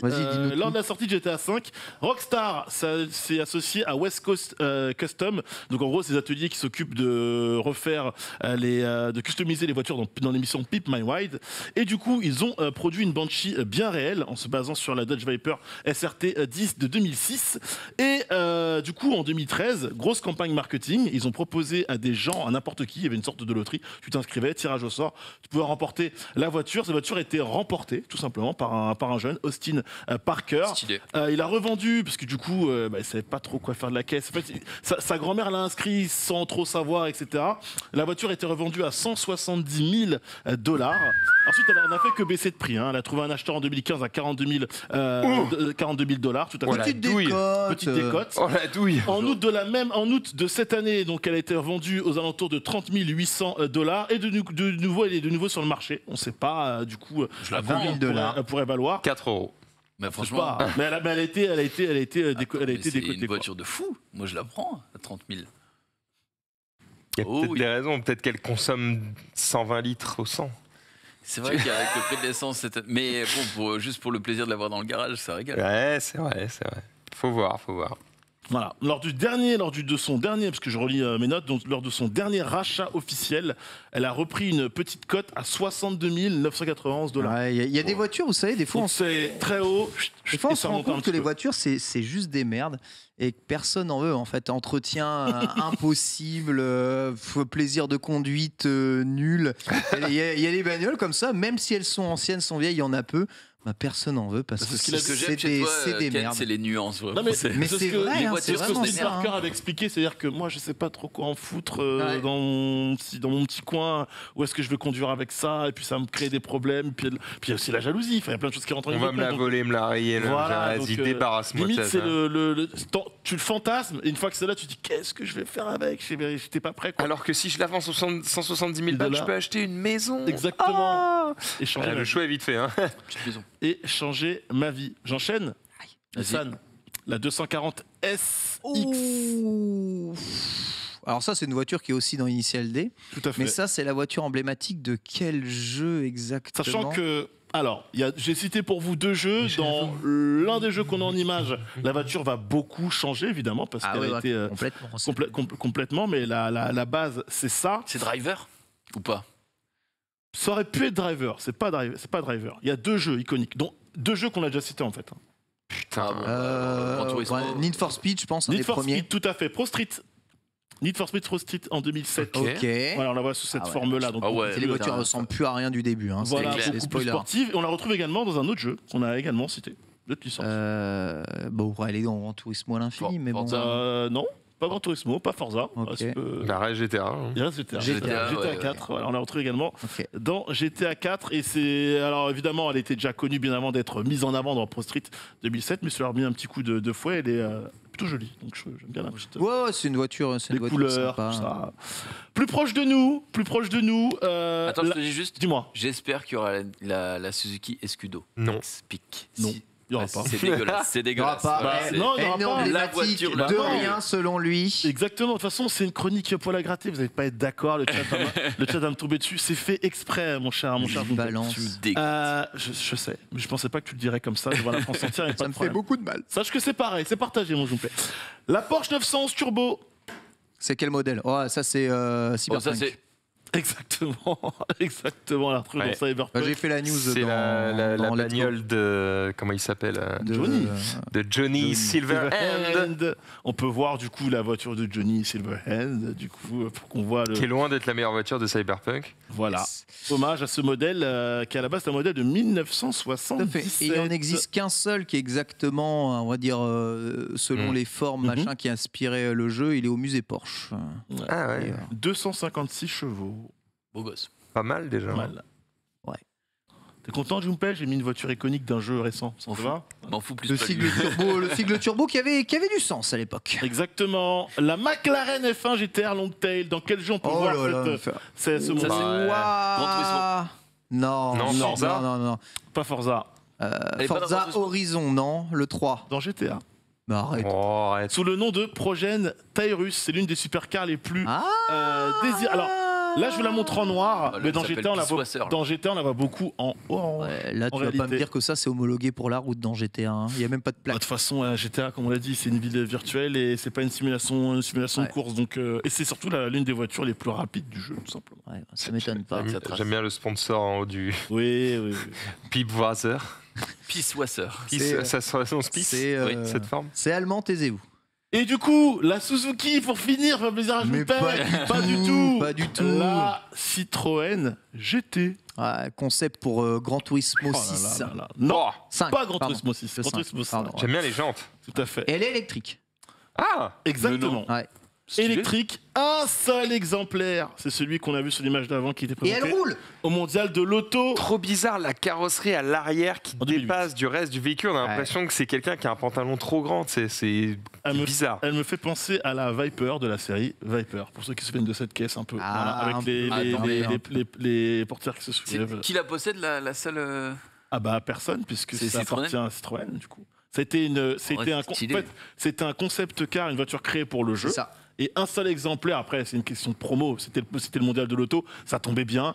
Citroën a présenté le concept de la voiture de la Citroën GT, disponible. Vous savez à quelle vitesse elle va cette voiture? 50 km/h.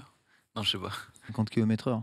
C'est pas énorme. C'est pas 90. C'est 90, mais vous avez eu la gueule de la voiture. Bah ouais, mais justement, tu poses la question, je me dis, il y a un piège. Putain, merde, vous êtes trop fort. Ouais, c'est ça, moins de 50. On peut pas dépasser, c'est un concept car, sinon il y a tout qui casse. Ah mince.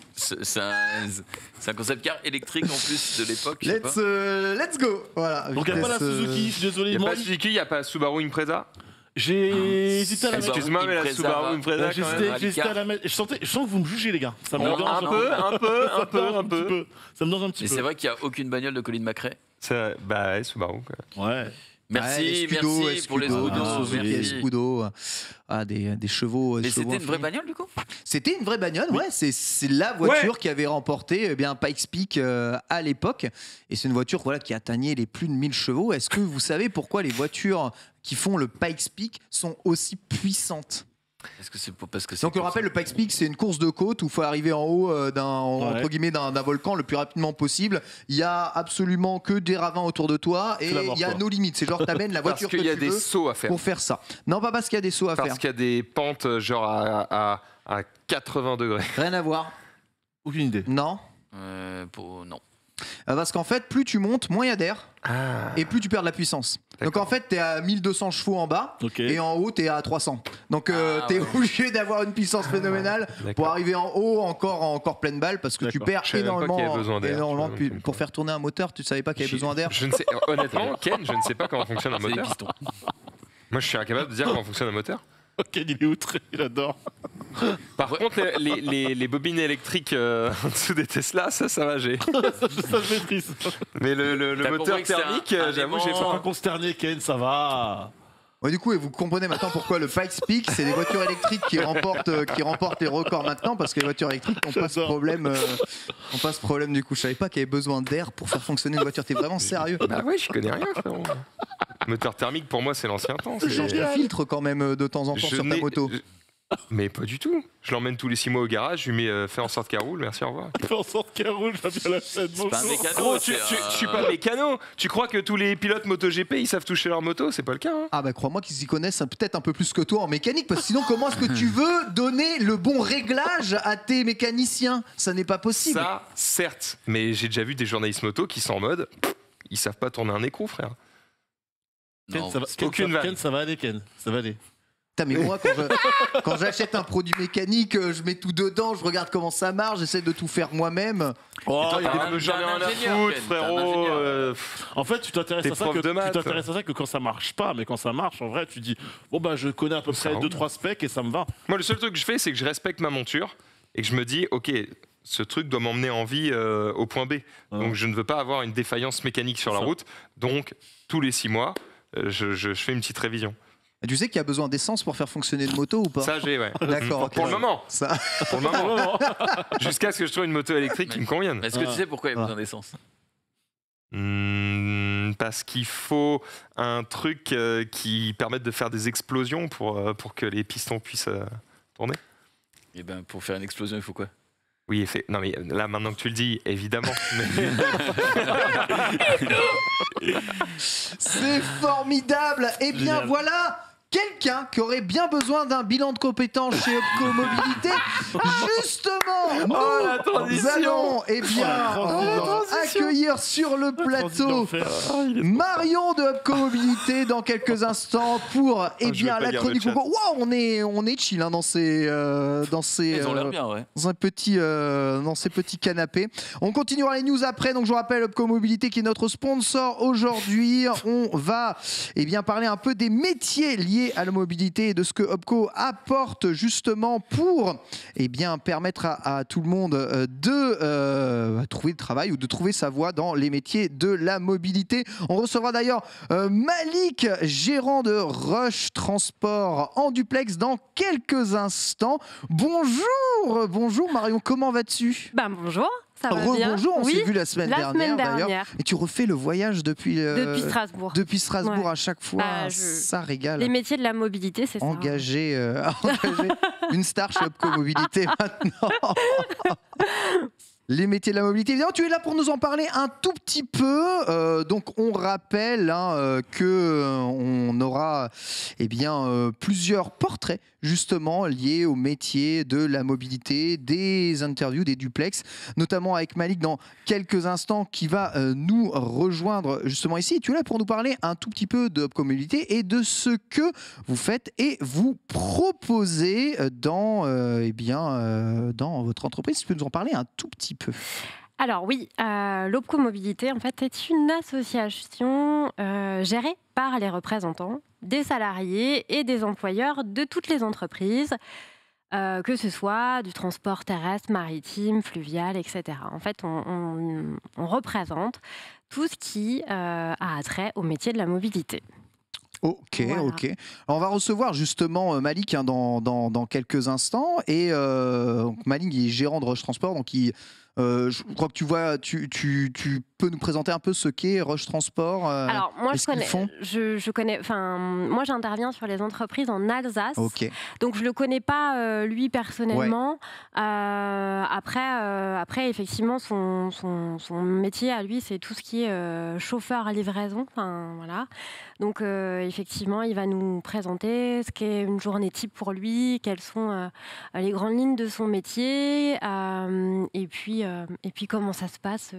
Toi, ce dont tu t'occupes, c'est finalement des évolutions. Quand tu pars du métier de livreur, quelle évolution il est possible d'avoir en partant du métier de livreur et pour aller, je ne sais pas, ailleurs? Et on a des perspectives d'évolution, je suppose. Alors oui, on peut partir sur plusieurs domaines, plusieurs branches aussi, puisque là, le thème d'aujourd'hui, ça va être tout ce qui est les services, donc les métiers de service à l'Opco Mobilité. Donc on va pouvoir, sur le métier de chauffeur-livreur, retrouver des évolutions. Par exemple, quelqu'un qui est livreur en permis B peut évoluer sur un poste de conducteur, sur du poids lourd, évoluer en termes de volume, ouais. voilà, ou alors alors, même sur tout ce qui est transport en commun, un conducteur de bus, etc., etc. Et aussi sur des fonctions plus managériales, chef d'équipe, etc., etc. Ou alors sur des fonctions plutôt administratives. Voilà. Est-ce que tu sais comment se passe l'évolution en termes d'apprentissage des permis? Est-ce que en entreprise, on peut être formé ou nous aider à passer un permis plus important pour conduire des engins plus gros, plus lourds, pour évoluer dans le métier? Ça se fait directement en interne, ce genre de choses-là? Alors, ça peut se faire par différents biais. Ça peut se faire effectivement en formation professionnelle continue, donc en donc ça interne. Ça existe. Oui, on peut effectivement passer d'un permis C à un EC, etc. Et puis par l'alternance aussi, on peut se former sur des titres professionnels de conducteurs, voilà, que ce soit dans la marchandise, mais aussi dans tout ce qui est transport en commun, etc. Donc on n'est pas obligé forcément de passer à l'extérieur, passer son permis, puis ensuite revenir postuler. On peut tout faire à l'intérieur de Il y a plusieurs dispositifs qui existent, et notamment le rôle du conseiller entreprise et des chargés de mission emploi-formation, enfin tous les métiers de l'OPCO. Moi, mon rôle, par exemple, ça va être d'orienter sur quel dispositif l'entreprise peut aller pour obtenir tel financement. Par exemple, sur un permis ou sur un contrat d'apprentissage ou d'autres dispositifs pour permettre à ces salariés d'évoluer au sein même de leur entreprise. Est-ce que c'est un secteur qui recrute actuellement, la mobilité? Oui. Oui. Je pense que c'est aussi pour ça, que vous êtes là. Qu'on est là. Vous avez besoin de monde. Oui. En fait, les métiers des services, si je prends là, on est focus sur le métier de chauffeur-livreur. Aujourd'hui, si vous allez sur le site Pôle emploi, il y a à peu près 45 000 offres d'emploi sur le métier de chauffeur-livreur. Voilà, sur toute la France. Donc oui, ce sont des métiers qui recrutent.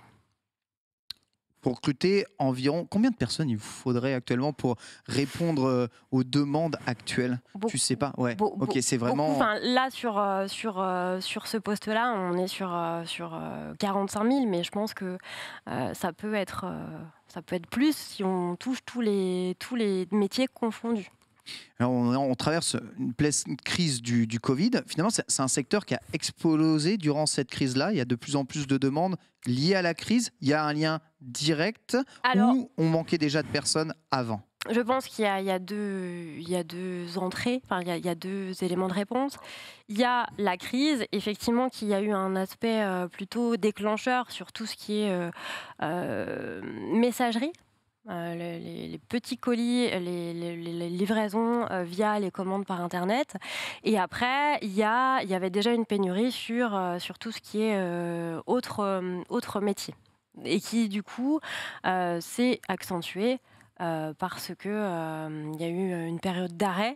Et donc, le redémarrage est plus compliqué pour retrouver aussi des salariés. Aujourd'hui, quel niveau de formation il faut à peu près pour accéder à certains métiers liés à la mobilité? C'est très variable, mais les points d'entrée se font quasiment à tous les niveaux? Oui. Ce qui est important, c'est que vous pouvez intégrer les métiers de la mobilité, peu importe le niveau de diplôme, ou même sans forcément avoir de diplôme. Toutes les formations sur tout type de niveau existent. On avait vu Oggy la semaine dernière qui était venu nous parler, qui était 10 ans dans la livraison chez Auchan et le boss de son métier aujourd'hui avec de belles évolutions. Tu nous parlais d'alternance. Quel secteur exactement embauche aujourd'hui en alternance et on va dire quelles sont les portes d'entrée vers cette alternance? Est-ce qu'il faut partir forcément d'une école? Est-ce qu'on peut être sans école et obtenir une alternance quand même? Comment est-ce que ça se passe? Alors, l'alternance, oui, est quelque chose qui se développe de plus en plus dans tous les métiers de la mobilité. Là, par exemple, aujourd'hui, le thème d'aujourd'hui, c'est tout ce qui est service. Ouais. Donc, je vais vous en parler de façon un petit peu plus détaillée. À l'OPCO Mobilité, les services, ça va être trois branches, en fait, qui vont être tout ce qui est agence de voyage et guide accompagnateur. Ok. Des secteurs un peu difficiles actuellement, non? Qui ont été touchés et qui, du coup, pour pouvoir reprendre, ont besoin effectivement de personnel. D'accord, ok, logique, totalement logique. Et on a également tout ce qui est les distributeurs conseils hors domicile. Donc en fait, ce sont des prestataires de services dont le cœur de métier est la commercialisation et la livraison de boissons auprès de tout type de clients. Notamment, c'est ceux qui vont effectuer les livraisons de boissons, de vin, de café dans les hôtels, bars, restaurants. Hôtels, bars, restaurants. Voilà. D'accord, oui. Donc qui eux aussi ont été impactés. Ouais. Et qui, du coup, ont aussi besoin de retrouver des candidats. Un secteur connaît une véritable reprise, qui reprend. Reprise économique, ouais. Et aussi une autre branche qui est la manutention ferroviaire. Et travaux connexes. Donc là, on va avoir tout ce qui est prestations de nettoyage et du matériel roulant dans les gares et prestations de manutention de marchandises, petite maintenance, qui sont aussi, eux, en reprise également et qui recherchent également des salariés. Ouais, ça c'est très très important, que ce soit entretien de voies, entretien des trains ou des wagons de manière générale. C'est très très très important évidemment pour le bon fonctionnement du réseau ferroviaire, bien entendu. Dans tous ces secteurs, tu parlais de secteurs qui touchaient un peu au service public aussi quand tu parles des transports ferroviaires et tout ça. Vous travaillez aussi bien avec des organismes privés que pour des organismes publics? Alors, ça va principalement être des entreprises privées. Et on a effectivement donc, tout ce qui est domaine ferroviaire et la branche RATP. Ok. Voilà.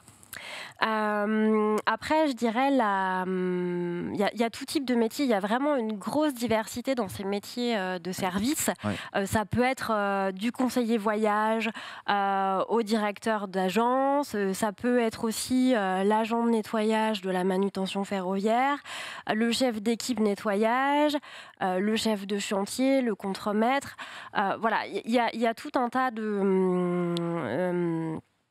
métiers auxquels on ne pense pas forcément, mais qui recrutent et qui sont en pleine expansion quand même aujourd'hui, avec des perspectives de croissance et d'évolution. D'autres infos générales par rapport à Opco à nous donner? Alors oui, en fait, on est présent. En fait, on participe à des salons justement dans toute la France pour présenter justement ces métiers, faire le lien avec les entreprises, et ça évite de passer la fameuse phase en fait de recrutement qui est quelquefois un peu compliquée. Là, en fait, vous avez les entreprises en direct et qui elles sont très contentes de voir les salariés tout de suite et d'échanger avec eux. Vous les aidez, vous les accompagnez directement. Voilà. En fait, c'est un lieu d'échange. Donc, les entreprises vont pouvoir être en direct avec les salariés qui sont en recherche. Et là, la barrière du CV, la barrière administrative est un peu réduite, et ce qui facilite les échanges. Donc, sur notre site, vous retrouverez l'ensemble de nos salons 2022 par région. Et donc, n'hésitez pas à venir nous rencontrer. Prochain salon, tu connais les dates? Non, je ne connais pas toutes les dates par cœur. En plus, il y a encore des choses qui doivent être réajustées et validées là sur les jours à venir. Donc le mieux, c'est de consulter le site internet. Le site internet en temps réel. Directement en temps réel. Voilà, vous pouvez retrouver évidemment sur les salons le stand Opco Mobilité pour vous aider tout simplement à faire les liens avec l'entreprise. Sinon, Opco sera ravi de vous aider et de vous orienter pour trouver peut-être le travail lié au métier de la mobilité qui vous correspond le plus justement. Eh bien, on va accueillir quelqu'un qui travaille dans le métier de la mobilité. Il s'agit de Malik. Il est chauffeur, livreur, gérant de Rush Transport. J'allais dire Rush eSport. C'est vrai que Rush eSport est une structure qui existe aussi, mais ça n'est pas le cas. Malik, est-ce que tu m'entends? Oui, parfaitement. Bonjour à tous. Formidable. Comment vas-tu? Bien. Allez, ça va, c'est revenir qui est difficile. Ouais, ça j'avoue. Alors, toi, tu es... C'est les expressions de livreur. J'avoue, c'est vrai. Tu es gérant de Rush Transport. Est-ce que tu peux nous présenter un peu à la fois l'entreprise et le métier de chauffeur-livreur? Alors, Rush Transport est une entreprise de transport léger moins de 3,5 tonnes. Quand on dit transport léger moins de 3,5 tonnes, c'est des véhicules légers. Notre rayon d'intervention, c'est l'Île-de-France. Voilà. Orange Transport existe depuis les années 70. On a environ 100 chauffeurs-livreurs et coursiers. 100 chauffeurs-livreurs et coursiers, d'accord, ok. Ouais, on a environ 30-35 livreurs en 2 roues et le reste des véhicules légers, style camionnette, et jusqu'aux 20 mètres cubes. Voilà ce qu'on appelle le transport léger. D'accord. Moins de 3,5 tonnes, ça nécessite un permis en particulier ou pas? Non, justement, moins de 3,5 tonnes, ça veut dire qu'avec un permis VL, vous pouvez conduire des véhicules jusqu'aux 20 mètres cubes avec des haillons derrière. Donc ça rentre dans la catégorie des permis de VL. C'est top. Est-ce que tu peux nous donner une journée type d'un de tes livreurs, justement? Alors, la journée type d'un de mes livreurs, vous avez par exemple des chauffeurs-livreurs qui sont mis à disposition chez des clients qui leur donnent une quarantaine de points de chute. Donc, ils chargent leurs 40 livraisons le matin. Et lorsqu'ils ont fini, ils rentrent chez eux. Alors, en général, les 40 points de livraison sont déterminés sur des zonings où il peut bien évidemment faire 40 points de livraison. Donc là, ça va être très concentré. Sinon, vous avez une journée type d'un chauffeur-livreur qui travaille aux courses à course, c'est-à-dire on lui donne une livraison, quand il la termine, il appelle le bureau lui en affecte une autre. Voilà. C'est ça la journée type d'un livreur. Comment Alors, vous avez ce qu'on appelle la messagerie, il va livrer ses 40 points de livraison ou aux courses à course. Il travaille, on lui donne, fur et à mesure qu'il avance, on lui donne tout ce qui se présente sur son chemin. Puisqu'on a environ 400 à 600 demandes de livraison par jour. Ah, quand même, ça fait vraiment beaucoup. Comment sont gérés justement les transports que tu donnes à tes différents livreurs? Quand il a dit 40 colis à livrer, par exemple, 40 produits à livrer par jour, est-ce que c'est à lui d'estimer le trajet qu'il doit faire pour livrer tout ça? Est-ce que c'est géré directement en entreprise et on lui donne les meilleurs chemins? Comment ça marche? C'est-à-dire que quand on lui donne 40 points de livraison, bien évidemment, c'est 40 points de livraison qui vont être sectorisés. Il va, par exemple, si c'est dans Paris, il va avoir 2 arrondissements, le 2e, le 3e et le 4e. D'accord, ça lui permet de tourner toujours un peu. Voilà, c'est des arrondissements qui se touchent. Et là, il a son ordre de livraison. Il y a un logiciel qui va lui dire, tu commences par ça. Et puis là, il va faire un itinéraire un petit peu en serpent pour éviter de revenir sur ses pas. Voilà. De manière, tout ça, c'est fait de manière intelligente. On a des logiciels qui pensent l'itinéraire du livreur. Ah, c'est top, c'est vraiment génial. Est-ce que tu peux nous donner les compétences nécessaires pour exercer ce métier et les qualités requises? Alors, les compétences et les qualités requises, une entreprise embauche en général des chauffeurs-livreurs qui ont une connaissance de Paris déjà. Alors, il y a des très grosses structures. Il y a des très grosses structures qui embauchent des chauffeurs-livreurs débutants parce que forcément, un chauffeur-livreur expérimenté, il a démarré un jour en étant débutant. Oui, voilà. Donc, il y a les petites structures qui n'ont pas la structure nécessaire pour former les livreurs et il y a des grosses structures qui embauchent des débutants qui seront en devenir des chauffeurs-livreurs professionnels. Donc, alors, au début, ils vont se faire aider par le GPS. On va leur dire, votre ordre de livraison qui a été pensé par un ordinateur, et là, vous allez mettre votre GPS sur à mesure que vous avez une adresse à livrer. Mais l'idée, en fait, pour un chauffeur-livreur, on leur apprend toujours à visualiser les quartiers, les bâtiments, les rues, parce que quand vous travaillez que sur votre logiciel, vous êtes concentré sur l'itinéraire et vos stops. Mais nous, on leur dit, il ne faut pas se référer simplement au GPS, il faut visualiser les quartiers, visualiser les rues, de manière à vous en souvenir, parce que moi, j'ai appris le métier dans les années 80, on travaillait avec des plans. Et quand on travaille avec un plan, on est forcément obligé de visualiser les quartiers, de se repérer par rapport à un bâtiment, par rapport à un magasin. Vous comprenez ? Complètement. En plus, ça peut permettre évidemment de savoir exactement où sont les meilleurs points peut-être pour se garer, quels sont les secteurs les plus occupés en fonction de l'heure à laquelle on est. Il faut évidemment bien lever la tête. C'est important. Y a-t-il besoin d'une formation, d'un diplôme particulier, à part le permis de conduire, pour faire ce métier ? Parce que, comme je vous disais, il y a des entreprises, des grosses structures qui prennent des débutants, qui leur apprennent. Alors nous, par exemple, une entreprise comme la nôtre de taille moyenne, 100 salariés, ce qu'on apprend aux livreurs, c'est d'abord la première chose, la formation qu'on leur donne, c'est la sécurité. On leur demande de respecter scrupuleusement le code de la route parce que bien évidemment, le chauffeur-livreur, il est responsable des infractions qu'il commet au code de la route. Donc les radars, et puis vous savez que depuis le 1er janvier 2019, les entreprises sont obligées de dénoncer les radars, les PV qui arrivent, les excès de vitesse par radar. Sinon, c'est l'entreprise qui est responsable. Oui, c'est une obligation de dénoncer les excès de vitesse. Donc ça, les chauffeurs-livreurs le savent, et forcément, ils perdent des points. Et puis les amendes, par exemple, stationner sur une voie de vélo, stationner sur un trottoir de manière un peu cavalière. Donc ça, on leur apprend à respecter scrupuleusement le code de la route, Alors, les entreprises, quelquefois, prennent les PV à charge quand, vous savez, vous êtes dans des secteurs où c'est axe rouge, c'est même arrêt, c'est interdit. Ouais. Sur les boulevards, boulevard de Strasbourg, avenue des Champs. Donc là, on se dit, bon, bah, vous n'avez pas le choix, vous ouvrez vos portes, vous mettez vos warnings, vous livrez votre livraison. Et si, par malchance, un policier n'est pas compréhensif et puis qui vous met un PV, bah, l'entreprise vous prend en charge. Donc là, dans des cas comme ça, on prend en charge. Tu jugerais le réseau parisien pas spécialement adapté à la livraison aujourd'hui ou c'est dans la globalité OK? Alors ça, c'est une très très bonne question. Moi, je suis administrateur au Syndicat national des transports. Il y a une loi qui devait passer. Il y a une loi qui devait passer le 1er janvier 2022. Une loi qui disait que les deux roues devaient payer les stationnements dans Paris, sinon ils se prenaient des PV. Ouais, on en avait parlé ça. Ça en septembre. Ouais. Et on a demandé des autorisations spéciales pour les professionnels de la livraison en deux roues, parce qu'un livreur de roues, pareil, il livre entre 30 et 40 points de livraison par jour. Et forcément, il s'arrête sur un trottoir, 5 minutes, le temps d'aller déposer son pli. Ouais. Et donc ça, on est en train de négocier. Mais c'est vrai que c'est pas du tout adapté. Des places de livraison dans Paris, il y en a que trop peu.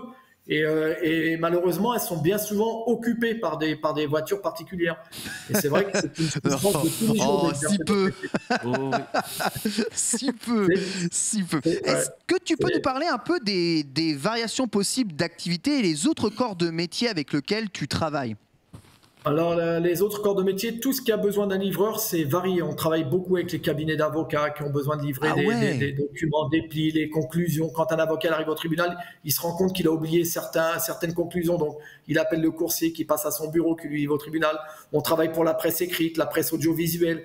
Tout ce qui a besoin d'un livreur fait appel à des gens comme nous.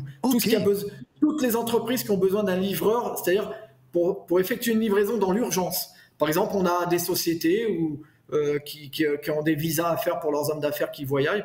On dépose les passeports dans les ambassades, on va les récupérer 3 jours après. Tout ce qui a besoin d'un livreur, c'est des gens comme nous. Tu me parles de trucs tu parles de choses avec des grosses responsabilités là, n'empêche. Bien sûr, on a des grosses responsabilités, bien sûr. On livre des appels d'offres, vous savez, on livre beaucoup d'appels d'offres. Alors, les entreprises se réveillent toujours le dernier jour, la dernière heure et la dernière minute. Et donc, nous, on doit assurer tout ça. C'est bon pour le business, probablement aussi. Donc là, c'est du transport en direct et là, le coût, il est beaucoup plus fort. Mais voilà, c'est vrai qu'on a une certaine responsabilité dans pas mal de missions que nous avons. T'as des petites anecdotes à nous raconter sur ton métier, des expériences insolites qui sont liées, on va dire, à ce que tu as vécu ou à la livraison? Tu m'as dit, ça fait longtemps que tu travailles ici. Par exemple, il y avait des hommes d'affaires, je vous donnerai pas son nom, d'une marque très connue. Ils se sont rendus compte qu'à Roissy, qu'ils avaient oublié leur passeport au bureau. Donc, on a envoyé un livreur à Roissy, il décollait 1h15 après. Et le livreur, il a pris l'autoroute à Roissy, il a livré le pli. Voilà. En respectant les limitations de vitesse, bien sûr.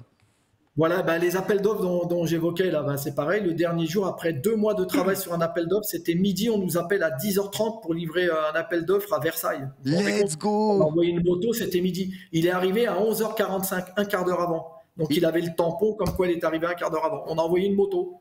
Il avait combien de kilomètres à faire?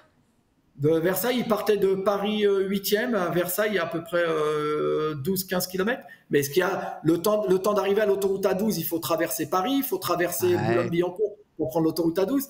Forcément, vous traversez les agglomérés, les villes, donc vous avez des feux rouges. Il y a qu'au moment où il était sur l'autoroute qu'il a pu un petit peu accélérer et arriver 15 minutes avant. Est-ce que tu as déjà songé à des livreurs à vélo? Oui, on en a déjà des livreurs à vélo. Dans le cadre de la nouvelle loi sur les mobilités, oui, on a des livreurs à vélo pour les centres-villes. On a même des véhicules électriques. Véhicules électriques. Et donc, on a la chance d'être propriétaire de notre bâtiment et d'avoir installé des bornes électriques dans notre cour pour pouvoir charger 5 véhicules. 5 véhicules. Parce que vous savez que les bornes électriques, il y en a que trop peu. Un tiers ne marche pas, le reste sont occupés. Donc ceux qui investissent dans les véhicules électriques, s'ils n'ont pas la chance d'être propriétaires de leur bâtiment et d'avoir installé des bornes électriques, il faut qu'ils s'organisent avec leurs chauffeurs-livreurs. Si en bas de chez eux, il y a des bornes pour pouvoir charger, des bornes en plus, il faut les trouver libres. C'est pas évident.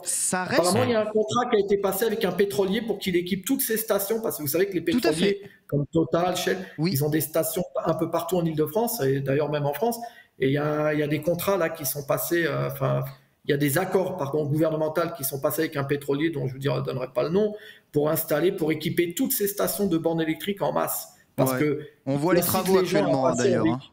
On les voit les travaux. On les voit les travaux qui commencent. Parce qu'ils incitent les gens à passer au véhicule électrique, mais l'infrastructure n'est pas encore prête, n'est pas faite. Donc, on est beaucoup à rouler en électrique ici, et je peux t'assurer que c'est une des principales. Alors nous, les transporteurs, les professionnels du transport, nos véhicules électriques qui sont donnés, par exemple, en ce moment, le meilleur véhicule dans le transport, c'est le Nissan, le NG200. Ouais. Mais il est donné pour 180 km. Mais si vous roulez un peu chargé l'hiver, vous mettez le chauffage et vous mettez la radio, vous faites plus 180 km, vous faites 90 km. Ouais. Normal. Tout ça, c'est donné avec des données, je dirais, il ne faut pas faire marcher le chauffage, il ne faut pas faire marcher la radio. Pour vous, est-ce que c'est une obligation de placer votre flotte à l'électrique ou c'est juste une volonté de votre part ? Alors d'abord, c'est une obligation parce que les nouvelles réglementations sur la ville de Paris, en 2024, la maire ne veut plus un véhicule thermique dans les rues de Paris. Yes. Et puis nos gros donneurs d'ordre, nos gros clients, dans le cadre du RSE, ils nous demandent de justifier qu'on commence à équiper notre parc. En véhicules électriques. Ok. Donc ça, on est obligé de montrer qu'on le fait, qu'on évolue aussi, et puis que c'est un comportement éco-responsable. Ça représente des gros investissements quand même. Est-ce que vous êtes aidé pour ça ou pas ? Oui, on a des aides de Paris, des aides de la région, alors la ville de Paris, la région, mais ça reste quand même un investissement qui est de l'ordre par rapport à un véhicule normal, même avec les aides, de 25 à 30% en plus. Ok. Et puis avec des coûts que vous ne pouvez pas répercuter parce que notre métier, le métier du transport, est un métier très concurrentiel. Donc vous pouvez pas répercuter les coûts auprès de vos clients. Donc voilà. Eh bien en tout cas Malik, merci beaucoup d'être venu avec nous pour nous parler à la fois de ton métier et des métiers que tu gères ici dans Rush Transport. C'était un plaisir de t'accueillir. Je te souhaite une bonne fin de journée. Et merci à vous, merci beaucoup. Bon rush, parce que ça a l'air d'être toujours 24 heures chrono tous les jours chez toi. Ça régale. En tout cas, sache que si tu cherches à faire un Paris-Versailles à vélo en moins d'1 heure pour livrer un truc, je suis ton homme, bien entendu. Je me ferai un plaisir. Il faut savoir, juste pour conclure, je terminerai là-dessus, que c'est bien beau de dire il faut promotionner, le transport en vélo électrique, mais vous savez que c'est discriminatoire à l'embauche parce qu'au-delà de 30 ans, les gens veulent plus pédaler. Et même, je dirais 30-35 ans, en électrique, ça va. Les sportifs qui pédalent, mais les gens après 35 ans ne veulent pas pédaler. Donc c'est bien, même avec assistance électrique. Donc vous voyez, c'est même discriminatoire à l'embauche, ça. C'est un autre sujet. J'ai 36 ans, je le prends très mal. Nous, c'est l'expérience. Mais tu as raison, il est vrai. C'est vrai que pédaler, c'est plutôt un truc de personnes jeunes. Et enfin, merci beaucoup Malik d'avoir été avec nous. Merci Marion. Merci beaucoup, merci à vous. Ici, bon après-midi. Bon après-midi à toi aussi. Ça régale. On voit, le métier des mobilités sont en plein changement, en plein bouleversement. Et les métiers de livreur, et il y en a pour tous les goûts. Ouais. Donc voilà, si on veut plus de renseignements, je serais ravi d'accueillir évidemment toutes les demandes, les questions chez Upco Mobilité. Bien sûr. On sait où vous trouvez, on passera évidemment les liens dans le chat et tout. Merci beaucoup Marion. Je te souhaite une bonne fin de journée. Vous aussi. Et bon retour en Alsace. La mobilité. J'essaie de forcer à vélo, vous avez vu un peu. J'ai vu, on a vu. C'est pas un essai. Je le fais Paris 8e Versailles. Je le fais la Côte de Sèvres en moins d'1 heure. Mais surtout que je suis sûr que je peux livrer plus vite que son scoot. Oui, il parlait de la moto là justement qui galère au feu rouge et tout, alors que toi t'aurais grillé le feu rouge. Bien sûr. T'as pas de plaque. Et je respecterai le code de la route puisque pas de plaque. C'est beau ça. Et pas de permis. Et pas d'assurance. T'imagines, il suffit juste de trouver des trentenaires en forme qui savent pédaler. Et oui, alors après il y a d'autres questions qui rentrent en ligne de compte. T'imagines si le sort du monde est entre mes mains. Carrément. Derrière moi, j'ai un document qui permet de faire accuser l'un des plus grands criminels du monde. Toujours plus. Le procès est à Versailles, d'accord ? Est-ce que vraiment je vais prendre une voiture et risquer les bouchons ? Non. Les bouchons, Vélo. Sinon, il y a des applications qui te montrent s'il y a des bouchons ou pas. Moto. Moto, c'est. Non, moto, c'est dangereux. Tu peux avoir un gros accident et tout. Parce que tu crois qu'en vélo, non. Parce qu'en vélo, non. T'es sécurisé en vélo. Y a rien, quoi. Tu vas en moto, tu vas un peu vite et à la fin, tu dis que c'est pas toi qui conduisais. Et puis voilà. Ça range. Paperboy, il a régalé Malik. En tout cas, ça fait plaisir. C'était une belle interview, belle question et belle réponse. Ça fait plaisir. Tu vois, t'as quelqu'un comme ça, sans filtre. Bah, là, quand on raconte la réalité du métier. Il y a pas mal de questions qui n'étaient pas dans le runner, j'en ai mais je voulais savoir. C'était intéressant. On est là quand même pour parler de mobilité dans le fond. Le ressenti des livreurs en région parisienne. Peut-être vous ressentez, ces saletés de livreurs, ils sont toujours sur mon chemin, les enfoirés. Mais eux ressentent, bordel, saleté de bagnole, ils sont toujours regardés sur les places Rivaison, donc évidemment on fait chier tout le monde. Et c'est nous qui payons les pots cassés. Après, en vrai, je crois que les gens râlent pas vraiment sur les camions de livraison. Ah bon, moi je peux t'assurer qu'il y en a la moitié sur les pistes cyclables. Donc oui, mais je veux dire, les gens sont compréhensifs, tu vois, même quand le mec est garé en double fil. Il casse les couilles, mais t'es en mode je ferais comment à sa place, tu vois. Ce qui est chiant, c'est quand un véhicule particulier le fait, mais quand un camion de livraison le fait, en général t'es compréhensif. J'avoue, tu comprends. Mais je me suis fait la réflexion hier quand je suis rentré, il devait être sous les coups de 21h30 et à l'entrée, enfin vers ici les Moulineaux, j'étais à un feu rouge et je vous jure, il y avait au moins une dizaine de Deliveroo X, tous les trucs, mais de partout, vraiment, genre dans ce sens, il y en a qui se croisaient et tout. Je me disais mais putain, c'est un truc de ouf quoi. À l'heure du repas, c'est un délire. Hein. C'est vraiment un délire. J'habite à Nières-sur-Seine et je crois que c'est the place of je respecte pas le code de la route et je me gare en double fil. Hein. Je pense que j'ai jamais vu une ville autant à la zone que ça, à Nières-sur-Seine. Ok. Franchement, je te jure, t'arrives au niveau du rond-point, au rond-point d'Anières, en entrant dans Anières, les mecs qui sont garés n'importe où, machin. Jamais prendre la piste cyclable. Jamais. C'est une place de stationnement, la piste cyclable. Tu prends la piste cyclable et dès que ta vision, c'est vision sur n'importe qui de stationner. Parce que moi, vous me connaissez, j'aime bien râler. Mais j'aime mieux râler quand on a une solution au bout. Quelle est ta solution, Ken ? Ma solution, c'est de rouler sur la route et de rouler vite et de rouler fort. Quelle est ta solution pour qu'on puisse utiliser les pistes cyclables ? Tout simplement. Alors moi, j'ai une vraie solution. Des flics. Non, déjà, je pense qu'un truc qui aiderait énormément, c'est qu'elle soit visuellement apparente avec une couleur et pas la couleur verte. Blanc. Ouais, et pas blanc et pas vert, rouge. Tu vois, une couleur rouge comme ça ou une couleur orange, une piste cyclable qui soit réellement apparente, comme ça tu te rends compte que tu roules sur quelque chose qui n'est pas exactement. Et puis délimiter du trottoir avec une sorte de petit, comme c'est fait dans Paris, une sorte de petit terre-plein central, un petit. Pour les quais ils font ça exactement. Et en plus t'es verbalisé si tu roules sur le truc. Mais il faut qu'à l'inverse, les cyclistes qui font n'importe quoi sur la route, parce qu'il y en a aussi, ils soient verbalisés aussi. Ouais. C'est difficile, hein. La vérité c'est que il y a des gens bien dans les deux camps, il y a des connards dans les deux camps et du coup tu peux pas faire une généralité à dire chez les cyclistes ils sont plus nombreux. Les gars à vélo, c'est vrai que c'est un peu chaud. Je dois bien t'avouer que le Porsche Cayenne Turbo S sur le pont de Levallois qui fait Courbevoie-Levallois pour aller travailler et qui est dans les bouchons le matin, j'ai bien envie de lui péter, de lui crever une roue en passant. Mais pourquoi il a le droit? Il fait rien de mal. Il fait rien de mal. Déjà, il y a une voiture qui coûte la peau du cul, une chiotte immonde, il fait 3 km en SUV, il consomme 250 millions de litres d'essence, il m'en fume la gueule et la gueule de tous les putains de cyclistes, tout ça pour aller moins vite qu'à pied. Il a le droit. Il a le droit d'être un connard. La liberté des uns s'arrête là où celle des autres commence. Peut-être il a un genou en bois. Et moi je le pousse, moi je l'appelle. Voilà. Johan Verdier livraison, je le prends là sur l'épaule et je le livre moi. Son taf tous les matins s'il veut. S'il me paye le prix qu'il paye son leasing de son Cayenne Turbo S. Tu m'étonnes. Oui. Aucun problème. Vous payez le prix de son leasing, moi je l'emmène à Levallois-Perret. Je pédale 2 fois plus, zéro souci. Merci. D'ailleurs, je me disais ça, vu que ça recrute en chauffeur-livreur, les salaires doivent monter aussi.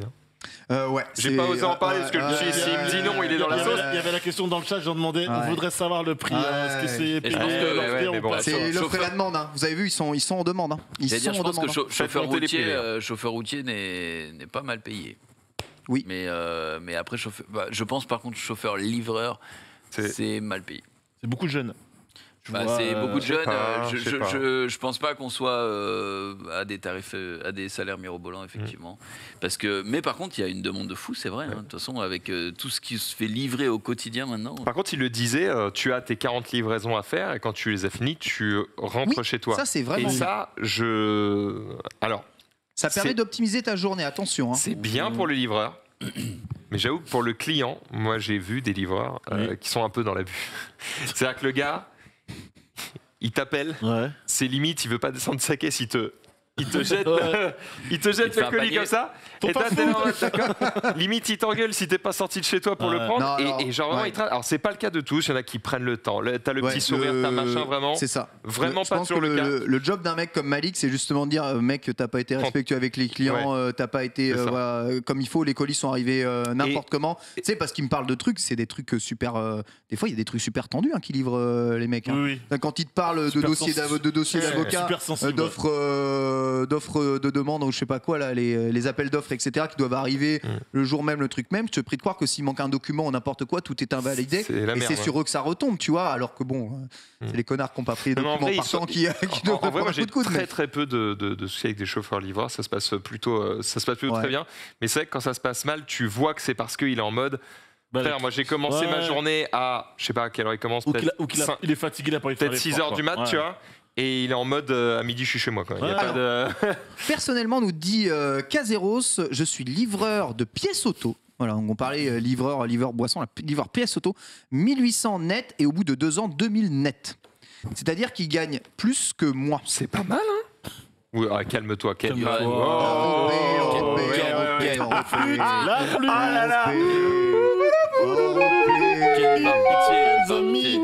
Et c'est plus que mon vrai net. J'ai gagné ça pendant longtemps en net aussi, mais on va pas mytho, les OP, notre salaire, c'est un tiers de ce qu'on gagne. C'est les OP qui font tout. Certes. Tu peux faire des OP. Faudrait des OP de livraison. Des OP de livraison, tout à fait. Il y en a. Let's go. En vrai, est-ce qu'il n'y a pas un monde où est-ce que le chauffeur... en vrai, vraie question. Est-ce que le chauffeur, il peut pas à un moment dire... Ah mais c'est pas son véhicule. Il peut pas à un moment dire, tu sais quoi, moi j'ai signé avec Coca-Cola, ma voiture, elle va être toute rouge avec des logos Coca partout, et comme ça, je mets du beurre dans les épinards pendant mes livraisons. Ça peut arriver. Les taxis le font, tu vois. J'ai appris quelque chose ce week-end. Peut-être ça va vous choquer. Vous savez que Uber Eats et Uber est globalement en explosion au Japon depuis le confinement et tout ça. Avant, les Japonais ne voulaient pas se faire livrer. Enfin, c'est complètement con de payer 2 fois le prix d'un truc pour avoir un truc moins bon, alors que le resto, il est à 5 minutes de chez toi en bas. Et la bouffe sera meilleure. Et la bouffe sera meilleure. Les Japs, ils vont au resto de manière générale. Mais avec le confinement et tout ça, ils se sont amenés à se faire livrer. Et il y a, vrai bail, des livreurs Uber Eats qui font ça uniquement par plaisir. Ils font ça par plaisir parce que de rendre service aux gens. Une notion qui n'existe pas en région parisienne. Non, en fait, tu vois, ils se font tellement chier. Tu vois, c'est des cyclistes qui se font tellement chier dans leur trajet quotidien, machin. Ils se disent, je vais faire livreur Uber à vélo. Comme ça m'offrira des trajets toujours nouveaux, toujours neufs, et je ferai mon sport en même temps. En fait, ils font leur sport et ils gagnent de l'argent en faisant leur sport. Et du coup, il livre. Le mec, il se met sur son vélo, il dit, allez, aujourd'hui, je livre pendant 1 heure, 1 heure et demie. Exactement, c'est ça. Puis après, il arrête. Exactement, c'est ça. Exactement. C'est un peu comme la formule de Hitch au départ, où tout le monde pouvait être chauffeur Hitch à l'époque. Beaucoup, moi je le faisais à l'époque. C'était en mode, je sais que je termine tard, genre à minuit le taf. Je me dis de minuit à 3h du matin. Ouais, tu le fais quoi. Je le fais quoi. Et après, attention, il doit y avoir moins de mecs sur la livraison plaisir, doit y avoir moins de mecs l'hiver. Alors d'après les statistiques, c'est entre 20 et 30% des livreurs à vélo le font pour entre guillemets le fun quoi, ou le sport. Au Japon. Ouais, au Japon. Ouais. Parce qu'en France, ça a aucun sens. Voilà, la misère. Donc évidemment, c'est des trucs, ils font ça en plus, tu vois, Après, moi, je me dis, ça n'est aucune vanne. Mais t'imagines, quand j'étais ado, si un métier comme ça existait à l'époque où j'étais ado, je pense que t'as pas le droit avant 18 ans. Est-ce que t'as le droit à partir de 16 ans de faire livreur Uber ? Je pense que c'est 18 ans parce qu'en fait, 16 ans, en fait, tout ce qui est en dessous de 18 ans en France, tu as des réglementations particulières. Par exemple, le nombre d'heures, il ne faut pas que le travail soit trop fatigant. Mais tu vois, tu pourrais dire, ok, même si j'ai le droit qu'à 4 heures, je livre 4 heures. Oui, mais du coup, souvent, quand j'aurais eu 16 ans, crois-moi que j'aurais livré ma race. Oui, mais moi aussi. Du coup, c'est souvent les entreprises qui refusent parce qu'en fait, ça te fait beaucoup d'administratifs et de trucs et de contrôle. Voilà. Mais même à 18 ans, c'est tout, ça avait beaucoup de paperasse. Entre 18 et 20 ans, j'avais que ça à branler. Ah bah moi, on a la culture du petit boulot quand même, nous, chez nous. 16 ans, moi, 18 ans, jour 1, je bossais à côté pour me faire de la thune. Bah ouais. Pareil. Voilà. Tranche de vie. Fin du débat. Je me dis, tiens, est-ce que. Je suis en train de me dire, ouvrir un champ de possibles. Je me dis, tiens, quelques livraisons de Otakos. Ramène-moi mon Otakos de midi, frère. Petite livraison d'Otakos pour Jiraya. Pour le plaisir. Pour le plaisir. Après le Est-ce qu'il n'y a pas un monde où tu peux ouvrir un nouveau champ de possibles aussi pour les magasins, dire le mec qui, entre guillemets, vient prendre sa commande pour ses 20 collègues, tu lui glisses un petit billet. Comme ça, toi, ton chauffeur, il fait autre chose, tu vois. En gros, tu embauches un mec de moins et ce gars-là, t'as payé moins cher, il a livré tous ses collègues de boulot. Est-ce qu'on peut pas transformer Ken en livreur? Pour le plaisir. C'est ça la question. Ah bah franchement, je pense que Ken, il fait une vidéo dans la peau d'un livreur Uber Eats à vélo. Dans la peau d'un livreur Uber Eats à vélo. Tu ferais des vues. Tu te bardes de caméra et tu on rigole fais beaucoup. Il faut quand même bien savoir que c'est un métier très difficile, très physique, très épuisant. Souvent, en plus, c'est des auto-entrepreneurs qui travaillent chez Uber. C'est pour ça que j'ai plutôt tendance à tu sais, quand je commande un truc, je commande quasiment toujours chez Just Eat. Parce que Just Eat, les livreurs, c'est des employés de Just Eat. Et c'est pas des mecs qui sont payés au lance-pierre, auxquels Uber en a rien à branler ou Deliveroo rien à branler. C'est, on va dire, ma façon à moi de contester. Bon, je paye plus cher. Mais... Il faudrait vérifier, c'est peut-être pas le débat ici, mais je crois que c'est pas le cas de tous les livreurs Just Eat. Je pense que certains sont CDI, mais pas tous. Tu penses ? Je suis pas sûr. Il me semblait, moi, pourtant que... Il y a un petit check à faire, parce que tu sais, entre le bruit de couloir et les faits administratifs... J'aimerais bien checker quand même. Ouais, j'avoue. Écoutez, mais bon, déjà, il y a quand même un truc qui est vrai, c'est quand même... Moi, j'ai tendance à commander quand vraiment je suis dans une impasse. Une impasse Parce totale. que quand je vois le prix, je comprends, hein, le mec mérite salaire, mais je me dis, là, le Otakos, 12 balles. Ouais. J'ai juste un Otakos, moi. Je prends pas de boisson. Non, c'est presque je prends rien à côté. C'est juste le truc. Ouais. Et souvent, 12 balles, on te livre pas, frère. Faut que tu commandes plus. C'est non. Ce qui est Uber et tout, que tu peux commander pour 5 ou 6 balles. Mais juste que tu payes 3 balles de plus. Je pense qu'il y a un monde où, je sais pas si vous le faites, mais les gens qui commandent beaucoup, maintenant, il y a des abonnements. Oui. Et du coup, tu payes plus la livraison. Et c'est un piège tape, c'est le principe d'Amazon. C'est que du coup, parce que tu as l'abonnement, le plat ne te paraît plus overpriced. Alors que celle-là, ça reste. Et du coup, tu commandes full. C'est comme quand j'étais gamin, j'avais pas l'abonnement du bus. Je marchais à pied. Du jour où j'ai eu la carte de bus, je prenais le bus pour un arrêt, frère. J'étais en mode, je ne paye pas. Je rentre, il me dépose, j'ai fait 50 mètres. Mais là, oui. Alors, c'était quand le bus arrivait devant moi. Marie Palot sort de ce corps. Tout à fait. Mais il a raison. Mais c'est l'arme du. C'est illimité. C'est illimité. Ouais, mais après, avec n'importe quel truc de livraison de bouffe, tu payes quand même ta bouffe. Juste, tu payes quand même ta bouffe. Oui, mais au moins, tu payes pas le fait de ne pas être déplacé. Messieurs, juste, je dois remercier Nanix qui doit se téléporter car il a l'émission juste après, c'est ça, non? Une émission, on parle de cinéma et de séries. Avec des super interventions. Et justement, un sujet sur le transporteur aujourd'hui. Sujet sur le transporteur, évidemment. Un film lié à la mobilité. Merci beaucoup, mon Nanix. C'était un plaisir. Super Chronique, c'était un plaisir partagé. On va parler. On a 8 minutes. Fin des excès de vitesse. Ouais, avec on peut toi, en parler Max. carrément. Let's go, quoi. Fin des excès de vitesse. Ah, regardez. Il est outré. Tu ne veux plus? Tu veux continuer à faire des excès de vitesse? Bah non, moi je veux. mais c'est bizarre, justement. Ça me paraît bizarre que ce soit la fin des excès de vitesse. Les gens ont enfin compris. Eh bien, en fait. Pourquoi fin des excès de vitesse? C'est parce que tout simplement, à partir de juillet 2022, tous les nouveaux véhicules seront dotés d'un super limiteur. C'est un super limiteur de vitesse qui interviendra d'office au moindre excès sur tout type de route. Attends, what the fuck? Attends quoi? On ne pourra pas aller au-dessus avec... Alors, ça ne va pas fonctionner exactement comme ça. Je vous explique le truc, calmez-vous. Les radars automatiques, du coup, seront-ils bientôt au chômage technique? C'est une possibilité, mais ça ne va pas arriver tout de suite. Mais il y a une réglementation européenne qui a été officiellement adoptée le mercredi 17 novembre. Celle-ci prévoit en effet que tous les nouveaux modèles qui apparaîtront à partir du mois de juillet 2022 soient équipés d'un système d'adaptation intelligente de la vitesse, le fameux AIV, ou ISA pour Intelligent Speed Assistance. Celui-ci contrôlera en permanence que le véhicule respecte la limitation de vitesse en vigueur sur la route où il évolue. En cas de dépassement, il entrera en action un système combiné d'alerte visuelle et sonore, complété d'un dispositif actif de réduction de la vitesse qui fonctionne en réduisant la puissance de propulsion et le couple de transmission du véhicule. C'est un truc de ouf, imagine, t'es en train de doubler. Alors, justement, j'y viens. Calmez-vous, parce qu'évidemment, ils sont cons, mais pas à ce point-là.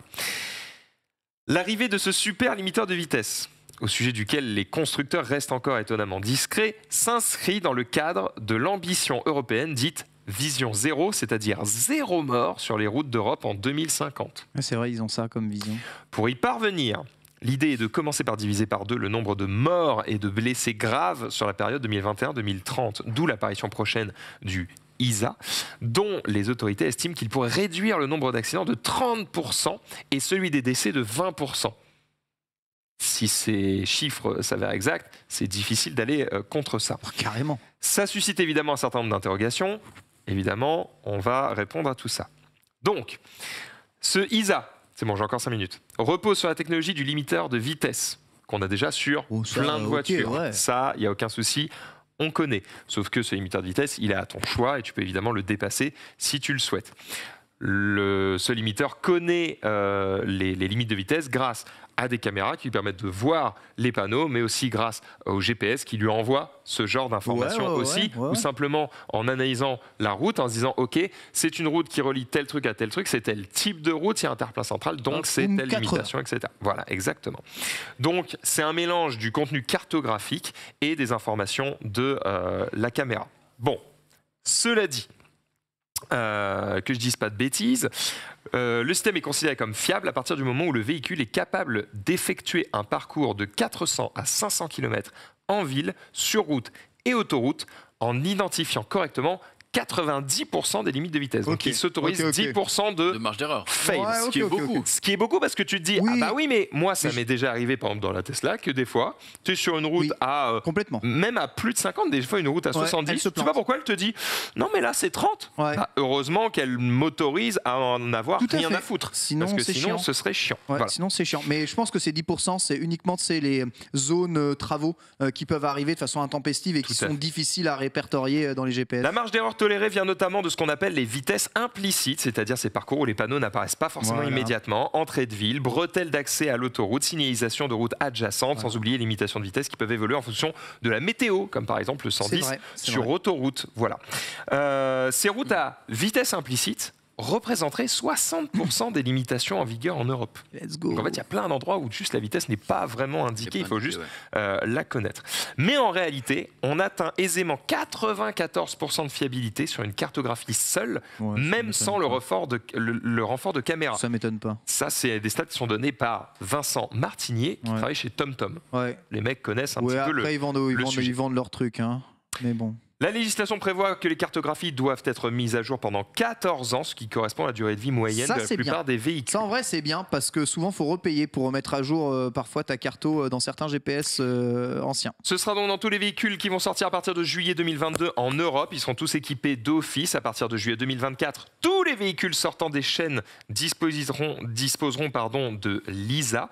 Par contre, il n'est pas prévu d'obligation de montage a posteriori. Si ta voiture ne l'a pas, tu n'es pas obligé de le remettre. Mais est-ce que l'ISA sera un choix d'activer? C'est un choix d'activation du conducteur? J'y viens. Ou pas? Si ces alertes sont inopérantes, l'AIV donc pourra commander une décélération progressive de la voiture à partir du moment où celle-ci évolue à une vitesse excessive. Ceci en réduisant donc la puissance disponible et en durcissant la course de la pédale d'accélérateur ou en la faisant vibrer. Ils vont faire vibrer ta pédale.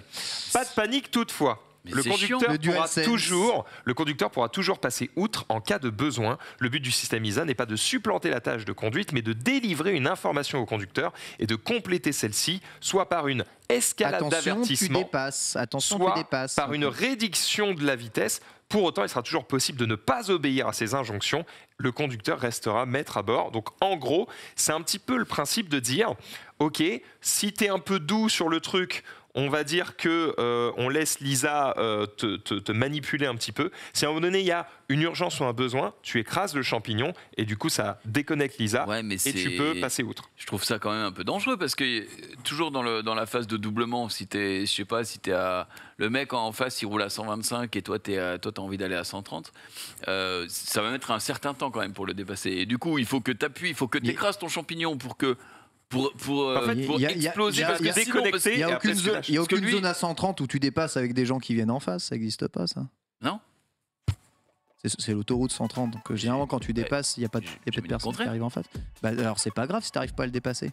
Ah non, bah si, c'est super chiant parce que du coup la voiture elle te fait ralentir un petit peu. Il suffit qu'il y ait quelqu'un qui arrive, lui par contre à fond de balle parce qu'il a un véhicule qui est un petit peu plus âgé et qui est sur la voie de gauche et toi tu as dû te décaler sur la voie de gauche pour doubler.